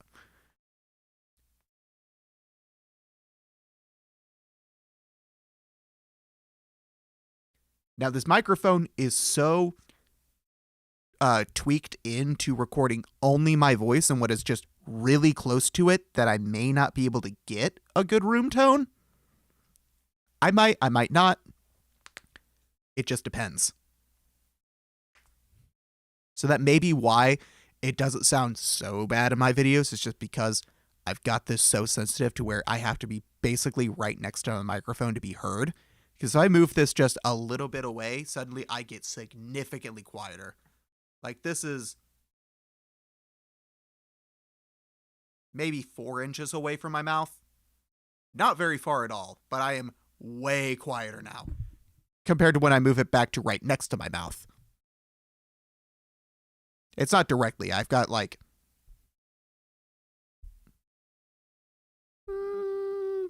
maybe a 1/4 of an inch away from my mouth now. But it is very close. And because this is a dynamic mic, I also get, when it's this close, this proximity effect, which is typically very desirable for these types of microphones. This is why the SM7B, the YouTuber mic, it's why you see it everywhere, because it has this really nice proximity effect. Now, I don't have one of those. That is the mic that Brody actually uses for his videos. But I don't have that because that microphone is over $300, Jesus Christ. Instead, what I have is another Shure microphone, but it's the Shure SM7B. Not SM7B. I just said that was the mic Brody had that's $300. I have the SM58. The SM58 is $99. How are there still functional Twitter clients? I don't know. I don't know what black magic they're doing to keep working. I have to imagine they're limited in features at the very least. But I have an SM58, which is the gold standard for live performance microphones. Almost every single live artist you see will be using an SM58. That is the microphone I'm using. Now, I've also got it in a 3D printed housing to where it's using the same pop filter as an SM7B would be using. But that's just because the pop filter is designed in a way that it keeps you a nearly perfect distance from the actual audio capsule in the microphone for recording. And that is the sole reason why I set that up. It doesn't change the sound or anything. It just makes positioning it a lot easier for me. I can do it by eyeball way easier than I would with the normal one. Plus, the normal one is this metal mesh that doesn't sound quite as good. At least to me personally. It's a personal preference sort of thing. SM50 is also nice, sturdy, and could serve dual purpose as a self-defense device. Not this one. Do you use filter chain or virtual chain at any point with the spaghetti interface? No, I've not messed with either one of those. This is an app called Carla. I have some plugins from an audio suite called CAF installed, and I literally just add plugin and just added them in and connected them manually through. And this is my effects chain. This is what it's called when you have a bunch of effects in a row before it outputs to your microphone. This is my effects chain, just these three. There's the only effects I use. I think I have a gain set in OBS. Let's see. Filters. Okay, yeah, I've got a limiter, a gain, and a noise gate in OBS itself. But I don't have them in my actual interfaces effects chain. So yeah, so I do have a couple more things thrown on top in OBS.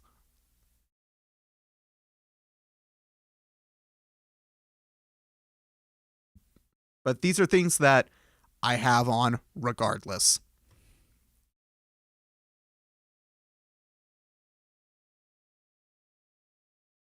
Yeah, it's a lot of shit. It's mainly when I open like OBS, all these extra connections come up. I never edit these. I never manage these in this. These I manage directly in OBS when I pick the source, but this shows all connections at all times. But if I try to hide it, then the spaghetti just goes that way. So I just keep it here. Whatever. It's not the end of the world. And then this is my headphones. Everything that I want to hear goes back to this because I want to hear my game. If I need to hear myself, I can connect my mic to this virtual mic one. Any alerts that I have, so like stream alerts and stuff, if I can get them working again, they will auto connect to this alerts one, and that one will go to OBS so I can capture the alerts audio separate from my desktop. And I can also I have those connected to my headphones so that I can hear the alerts. Discord output. I have Discord output to this source. This source gets sent to my headphones, and also it's sent to a source on here so that I can record Discord's audio separately from everything else. Whatever this black magic is, I think it's the same that YouTube music clients use, some kind of built-in browser thing to log in and use that as the backend. Neat. My goal before trying to dual boot is like what Ash Mashed Up was mentioning. I wanted to add some mic filters before it goes to OBS. Yeah, you can do that with Carla, but you have to set up Jack. That is the only drawback. Say Carla only works with Jack. It works with Pipewire because Pipewire can bridge to Jack, but Carla is built with only Jack in mind because Linux can't make up its mind on what audio system to use, so they've got 3 now. Pulse Audio, which is falling out of favor really fast. Jack, which is mainly used in more professional environments like your digital audio workstations and music production. And Pipewire, which is what is replacing Pulse Audio. It is fully replaced it if you're on Wayland, because Pipewire on Wayland also does video on top of audio.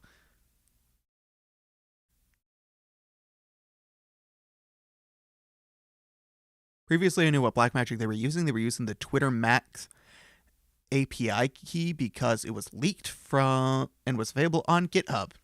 Now it's not that. Damn. Anyway, we're about to have an ad break, and I don't want to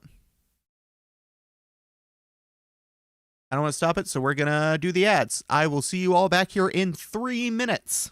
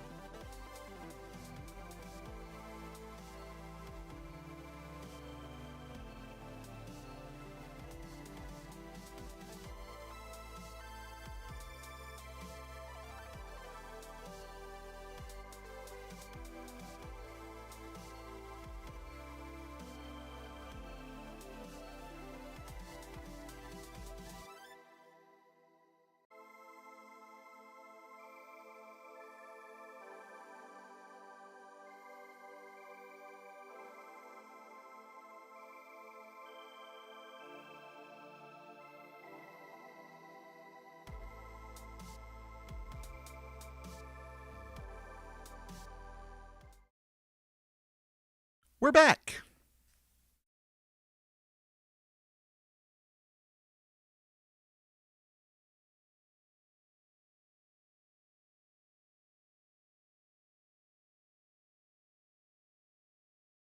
Ooh.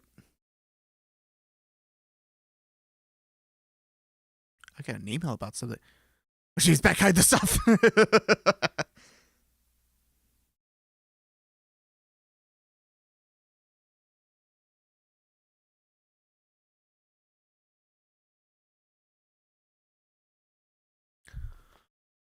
Ooh, okay. Well, we've been going for 2.5 hours. Usually streams are 3 or 4 hours, but I was an hour late. So we may wrap up real soon. Does anyone have any questions about something I could go over that's left in either audio setups or VTuber tools on Linux in general? Excuse me. Oh, my breath smells like pizza. Smells, tastes. I know my senses.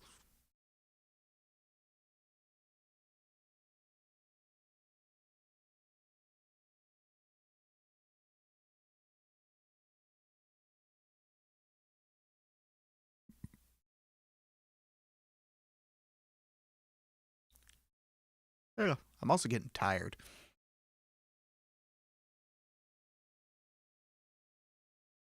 I have not been sleeping super well. Do some VNyan stuff again. Try setting up redeem. We could do that. So I've still got it open. So we'll do the Twitch one for now. If you're on YouTube, sorry. Done. You can now close this. Cool. Settings, Twitch, create redeem, new redeem title, test redeem. Channel point cost, I'll make it just 20, sure.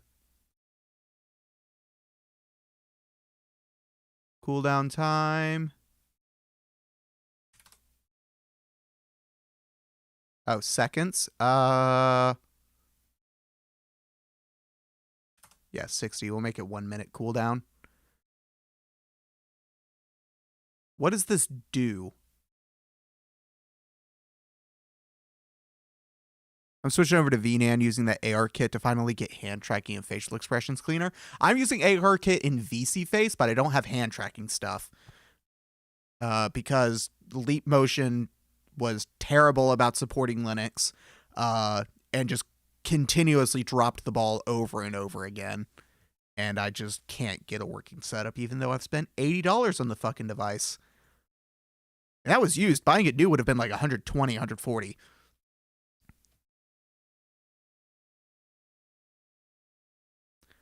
Drop Twitch emotes. What is input prompt? What does that do? Sorry, not ARKit. XR Animator. Ah, I've messed around with that a little bit. I hate the UI so much. I could ever try that because I stream once at a blue moon and don't have channel points. Fair. Really liking the deck and desktop mode as a newcomer to Linux stuff, especially as it's like a new Win 11 PC, and it's stuffed with so much bloat and intuitive usage now. Oh no, the desktop mode is fantastic. The desktop the Steam Deck uses is KDE, which is the same desktop that I use on my normal Linux PC that I'm using right now. I absolutely love KDE. I use KDE on my desktop. I use KDE on my laptop. KDE is on my Steam Deck, obviously, but I don't really go into desktop mode all that often on the Steam Deck. It's mainly just a game device for me, because if I wanted to do it as a computer, I have my laptop. So for me personally, I don't really need the desktop. The desktop mode's not nice. Definitely has saved me a couple times. There was one game that I was playing, AI the Somnium Files Nirvana Initiative, which is the second game of that series. I have the first game on Switch, and I have the second game on Steam. But it had a problem. Running in game mode, the X-ray vision would just show a white screen. It was something with games. What the fuck was that?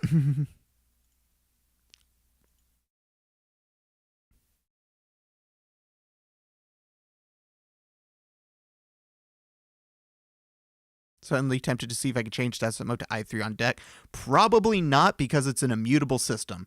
You can unlock it and probably install it and use it, but it's going to relock the next time there's a SteamOS update.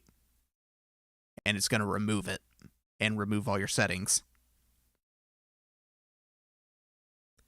The UI is dog shit, but I managed to get a bunch of blend shapes on my V2 model, so I can do anything other than cheek puffs I want to do. Yeah, I have those too. Again, I'm just using VSeeFace instead, because that still works with the facial tracking stuff. It's just the hand tracking. As far as I know, VSeeFace can only do it with Elite Motion, and Elite Motion, again, has just completely dropped the ball over and over again with hand tracking. With, or not with hand tracking, with Linux support. The hand tracking itself is pretty damn good. It's just their Linux support was absolute dog shit. And then they tried to fix it, and they didn't do a very good job at fixing it.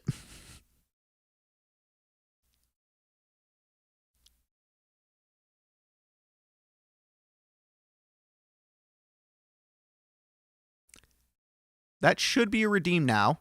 I saw something pop up over here. I don't know what it was, but something did pop up. Let's see. Do I see you under here? Test redeem. What do you do?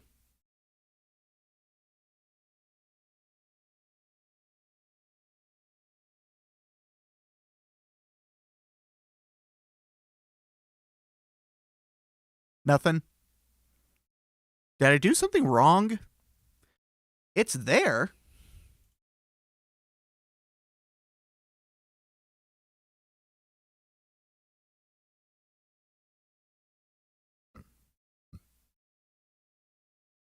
I don't know what the prompt text does. What is that supposed to be?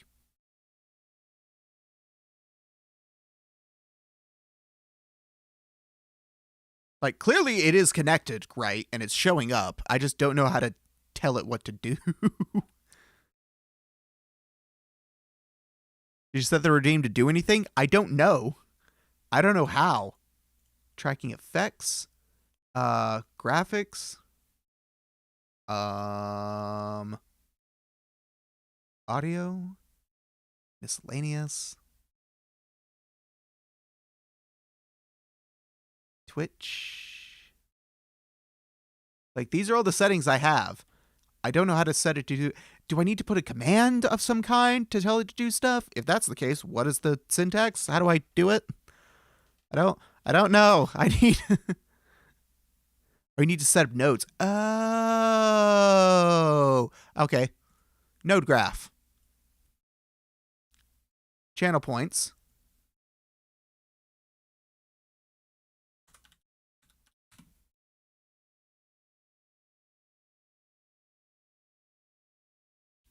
Action.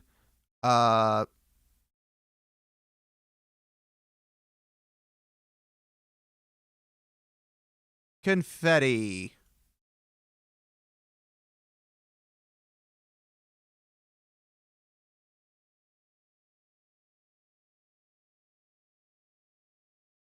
Cool. Oh, God. Jesus Christ. God, that was loud. Holy shit. Oh my God. I wasn't expecting it to be that loud. Oh my God. Oh, it scared the shit out of me. Holy fucking shit. Okay, how do I make that quieter? Can I make that quieter? Can I make that connect to alerts?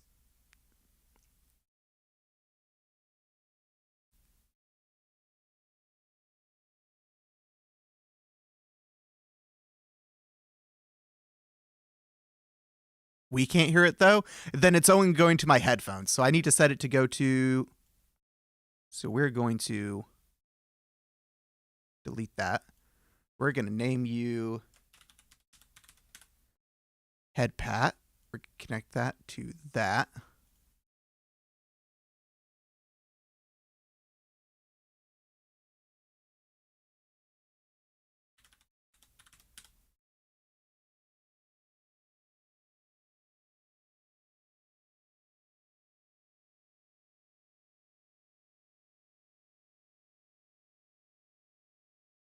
How do I know which one's gonna... Hey, head pats.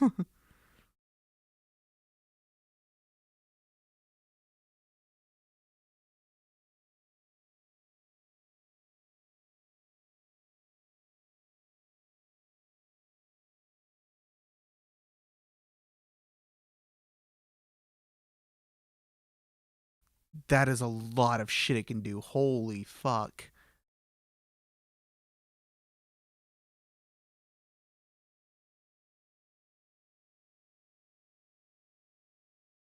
So I have to name it exactly. So if I change this to test, does it no longer show up?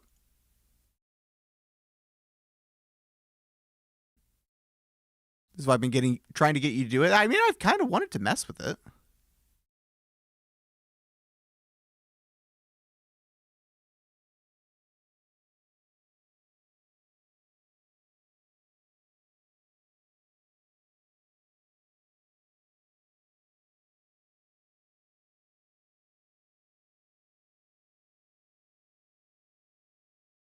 Ah, so the redeem name has to match what it is in here, or it won't do anything. So head pat. It's kind of annoying this isn't a drop down of what is available here, so you can just pick it to make sure they match. You can have a Pokeball thing where it redeems, so you can throw a Pokeball to catch you. Oh my god. Yeah, I'm gonna have to mess with setting this up and getting the tracking working right so that I can have proper redeems. And since I know it worked with the VK capture, that's good. That's very good.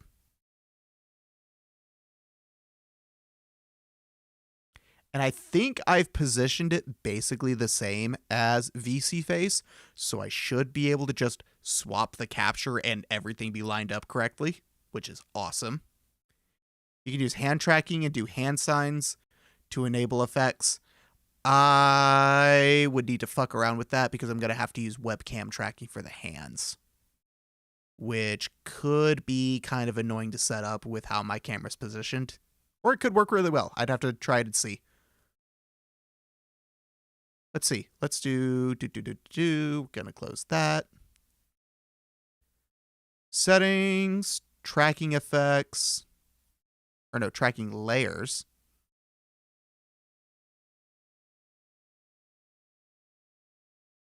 Don't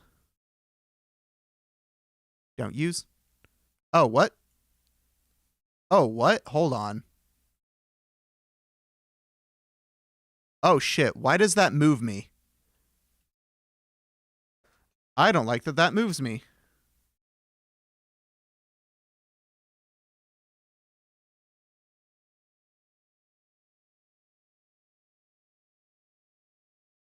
I'm not going to be using webcam for that, so that's fine.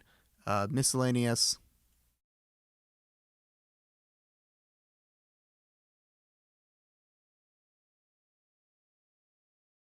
Name it default 2.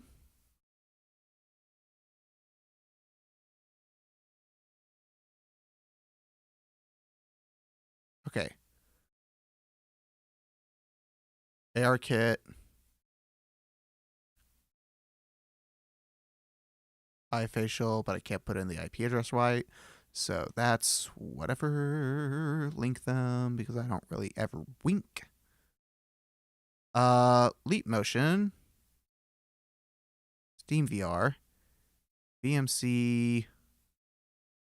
Oh, I can receive from VSeeFace and do it that way.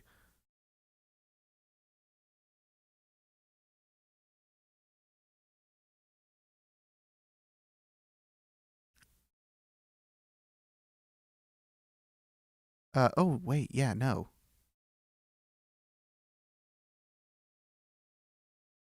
Oop, oop, oop, boop, boop.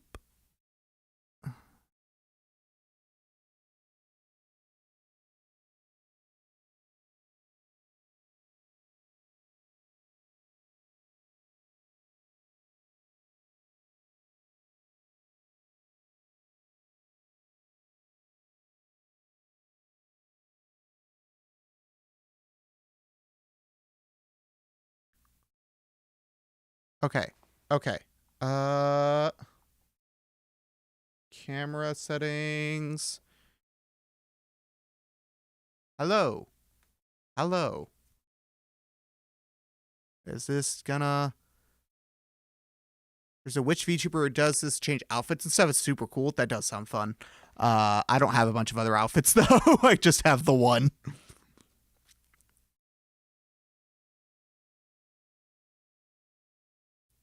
This does not seem to be working. I don't know how to set this up. I probably need to use the face tracker app. It's probably not going to work well.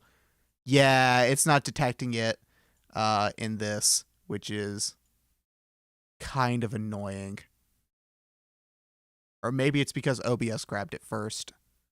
So I'd have to close OBS to do that, which I'm not going to do that right now. But that is good to know that I can do that. The question is, can I use the hand tracking along with the iPhone for face tracking? Because that's what I really want to do.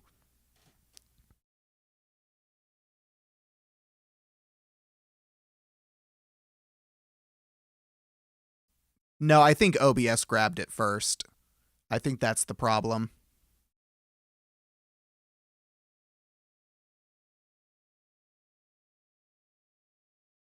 You can use multiple tracking methods at the same time? Cool. I'm going to have to test this after stream then when I've closed OBS. So that I'm almost certain OBS is taking the camera. So VNyan can't see it because it's being used by OBS. Or rather, can't see anything from it. I think that's what's happening.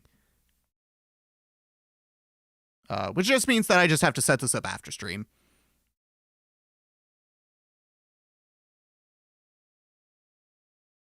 But assuming I can get that working, I'll try using this tomorrow, actually, on that stream. And set up a couple more emotes, or not emotes, redeems to use. And hopefully not get sound blasted in my fucking ear.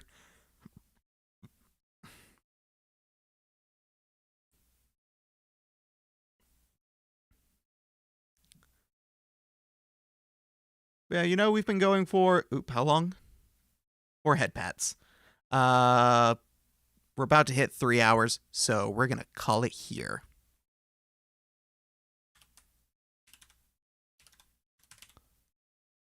All my social stuff over here on the website. I'm going to stop flipping screens and actually go to the proper chat screen. There we go. I'm just happy we can have working redeems again. You really like those redeems. I did not realize how much people really cared about redeems. So when they broke, I was just like, oh, that kind of sucks. I tried to fix them one time. They didn't fix. I was like, well, fuck it. Made load animate. Yes, I saw you can do MMD animations. I don't have any. And also, I would need to test them and make sure that they don't break my model to use.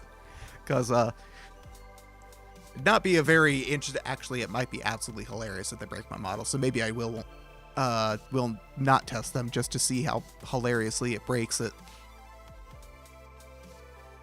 Because, I mean, I can always reset it.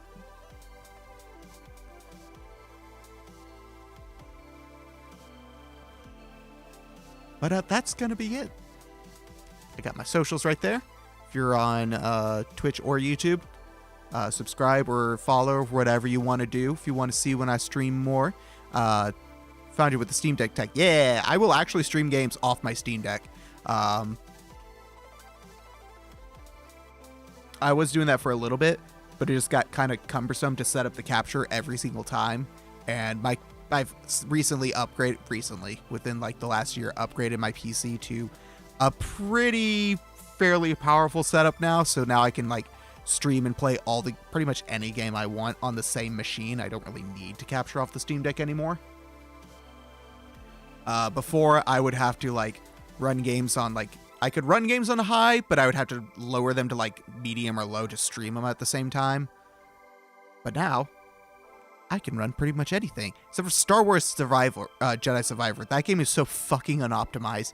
Even on medium, setting the game to medium 1080p, I would occasionally drop below 20 FPS. That is embarrassingly bad. Especially given my GPU. It's got 12 gigs of VRAM. It's a 7700 XT.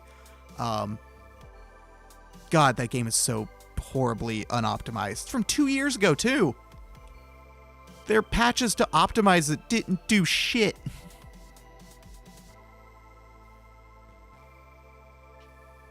Why optimize you get fake frames? God. Oh my god. I did see a comment on whose video was it? Was it Mudahar? I think it was some ordinary gamers on his video about the new RTX 50 series cards. Someone put, went from not owning games to not owning frames. Which I just found fucking hilarious. I can't remember the username that said it, but if you go to the comments of that video, it's one of the top comments, you'll probably see it.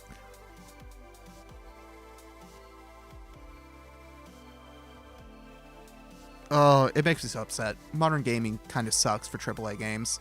I want AA to come back. I want smaller teams to work on smaller games with less fancy graphics and be paid more for it. But instead, we keep getting these like one entry a year or 2 years in a franchise that costs tens of millions of dollars to produce. And if it fails, the entire team's fucked. So instead of all of this like giant, all of our eggs are on this one game to do well, it's like, dude, just make a bunch of smaller games so a couple of them can flop, and you're not just floundering when that happens. But I don't work for EA. I don't work for Ubisoft. I'm not going to be able to convince them on my own to not do this. I'm just gonna not buy their games. Which for the most part I've done. The Jedi games have been the only exception because I really like Cal. I started playing the first one on my PS4 and never finished it, so the games went on sale for like $12, so I grabbed it. And then Jedi Survivor over December went on sale for like $17, so I grabbed it then. And I played through the whole thing, and I really liked the game itself. Even Jedi games were given away by Epic, I think. Damn. I don't use Epic at all, so I never know when something's free on there because I just don't use it. Because Tim Sweeney hates Linux. So, yeah, that's rude. I've never seen someone complain so much about how much he hates Windows and Mac and then just refuses to admit that Linux isn't even an option. It's like, Windows is terrible, Apple is awful, these companies are awful, their operating systems suck. It's like, why don't you try Linux? Oh, Linux is terrible, that's not an option, you can't do anything on it. Yeah, because you're not making your stuff for it. You're the CEO, you could tell the people to support it. You know, like Valve did. If Linux was so bad for gaming, why is the Steam Deck a thing?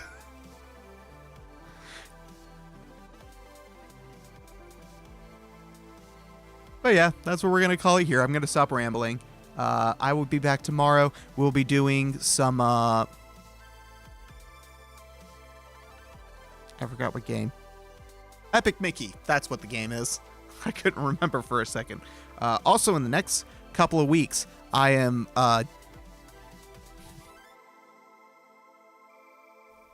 trying to work out a time and a date with Venny for a stream collab, but we almost had it figured out, and then work moved me back an hour, so I get off an hour later again. So that kind of threw a wrench into that. So we're gonna have to try to figure that out again, or I guess I could just try to be asked to be off at the old time on Mondays. I'll try that actually. I'm gonna try asking that. That's going to be it for me. I will see you all next time. Goodbye, everybody. I do have an excuse to post the Tim tweet where he admits EAC anti-cheat just doesn't prevent cheating on that. Yeah. Yeah, I know the one you're talking about. I I'm about to end the stream, so there's no point to post it in chat. But if you want to join the Discord, or if you prefer Matrix, you can do that and you can post it there. Even though I'm pretty sure I already have posted it on there.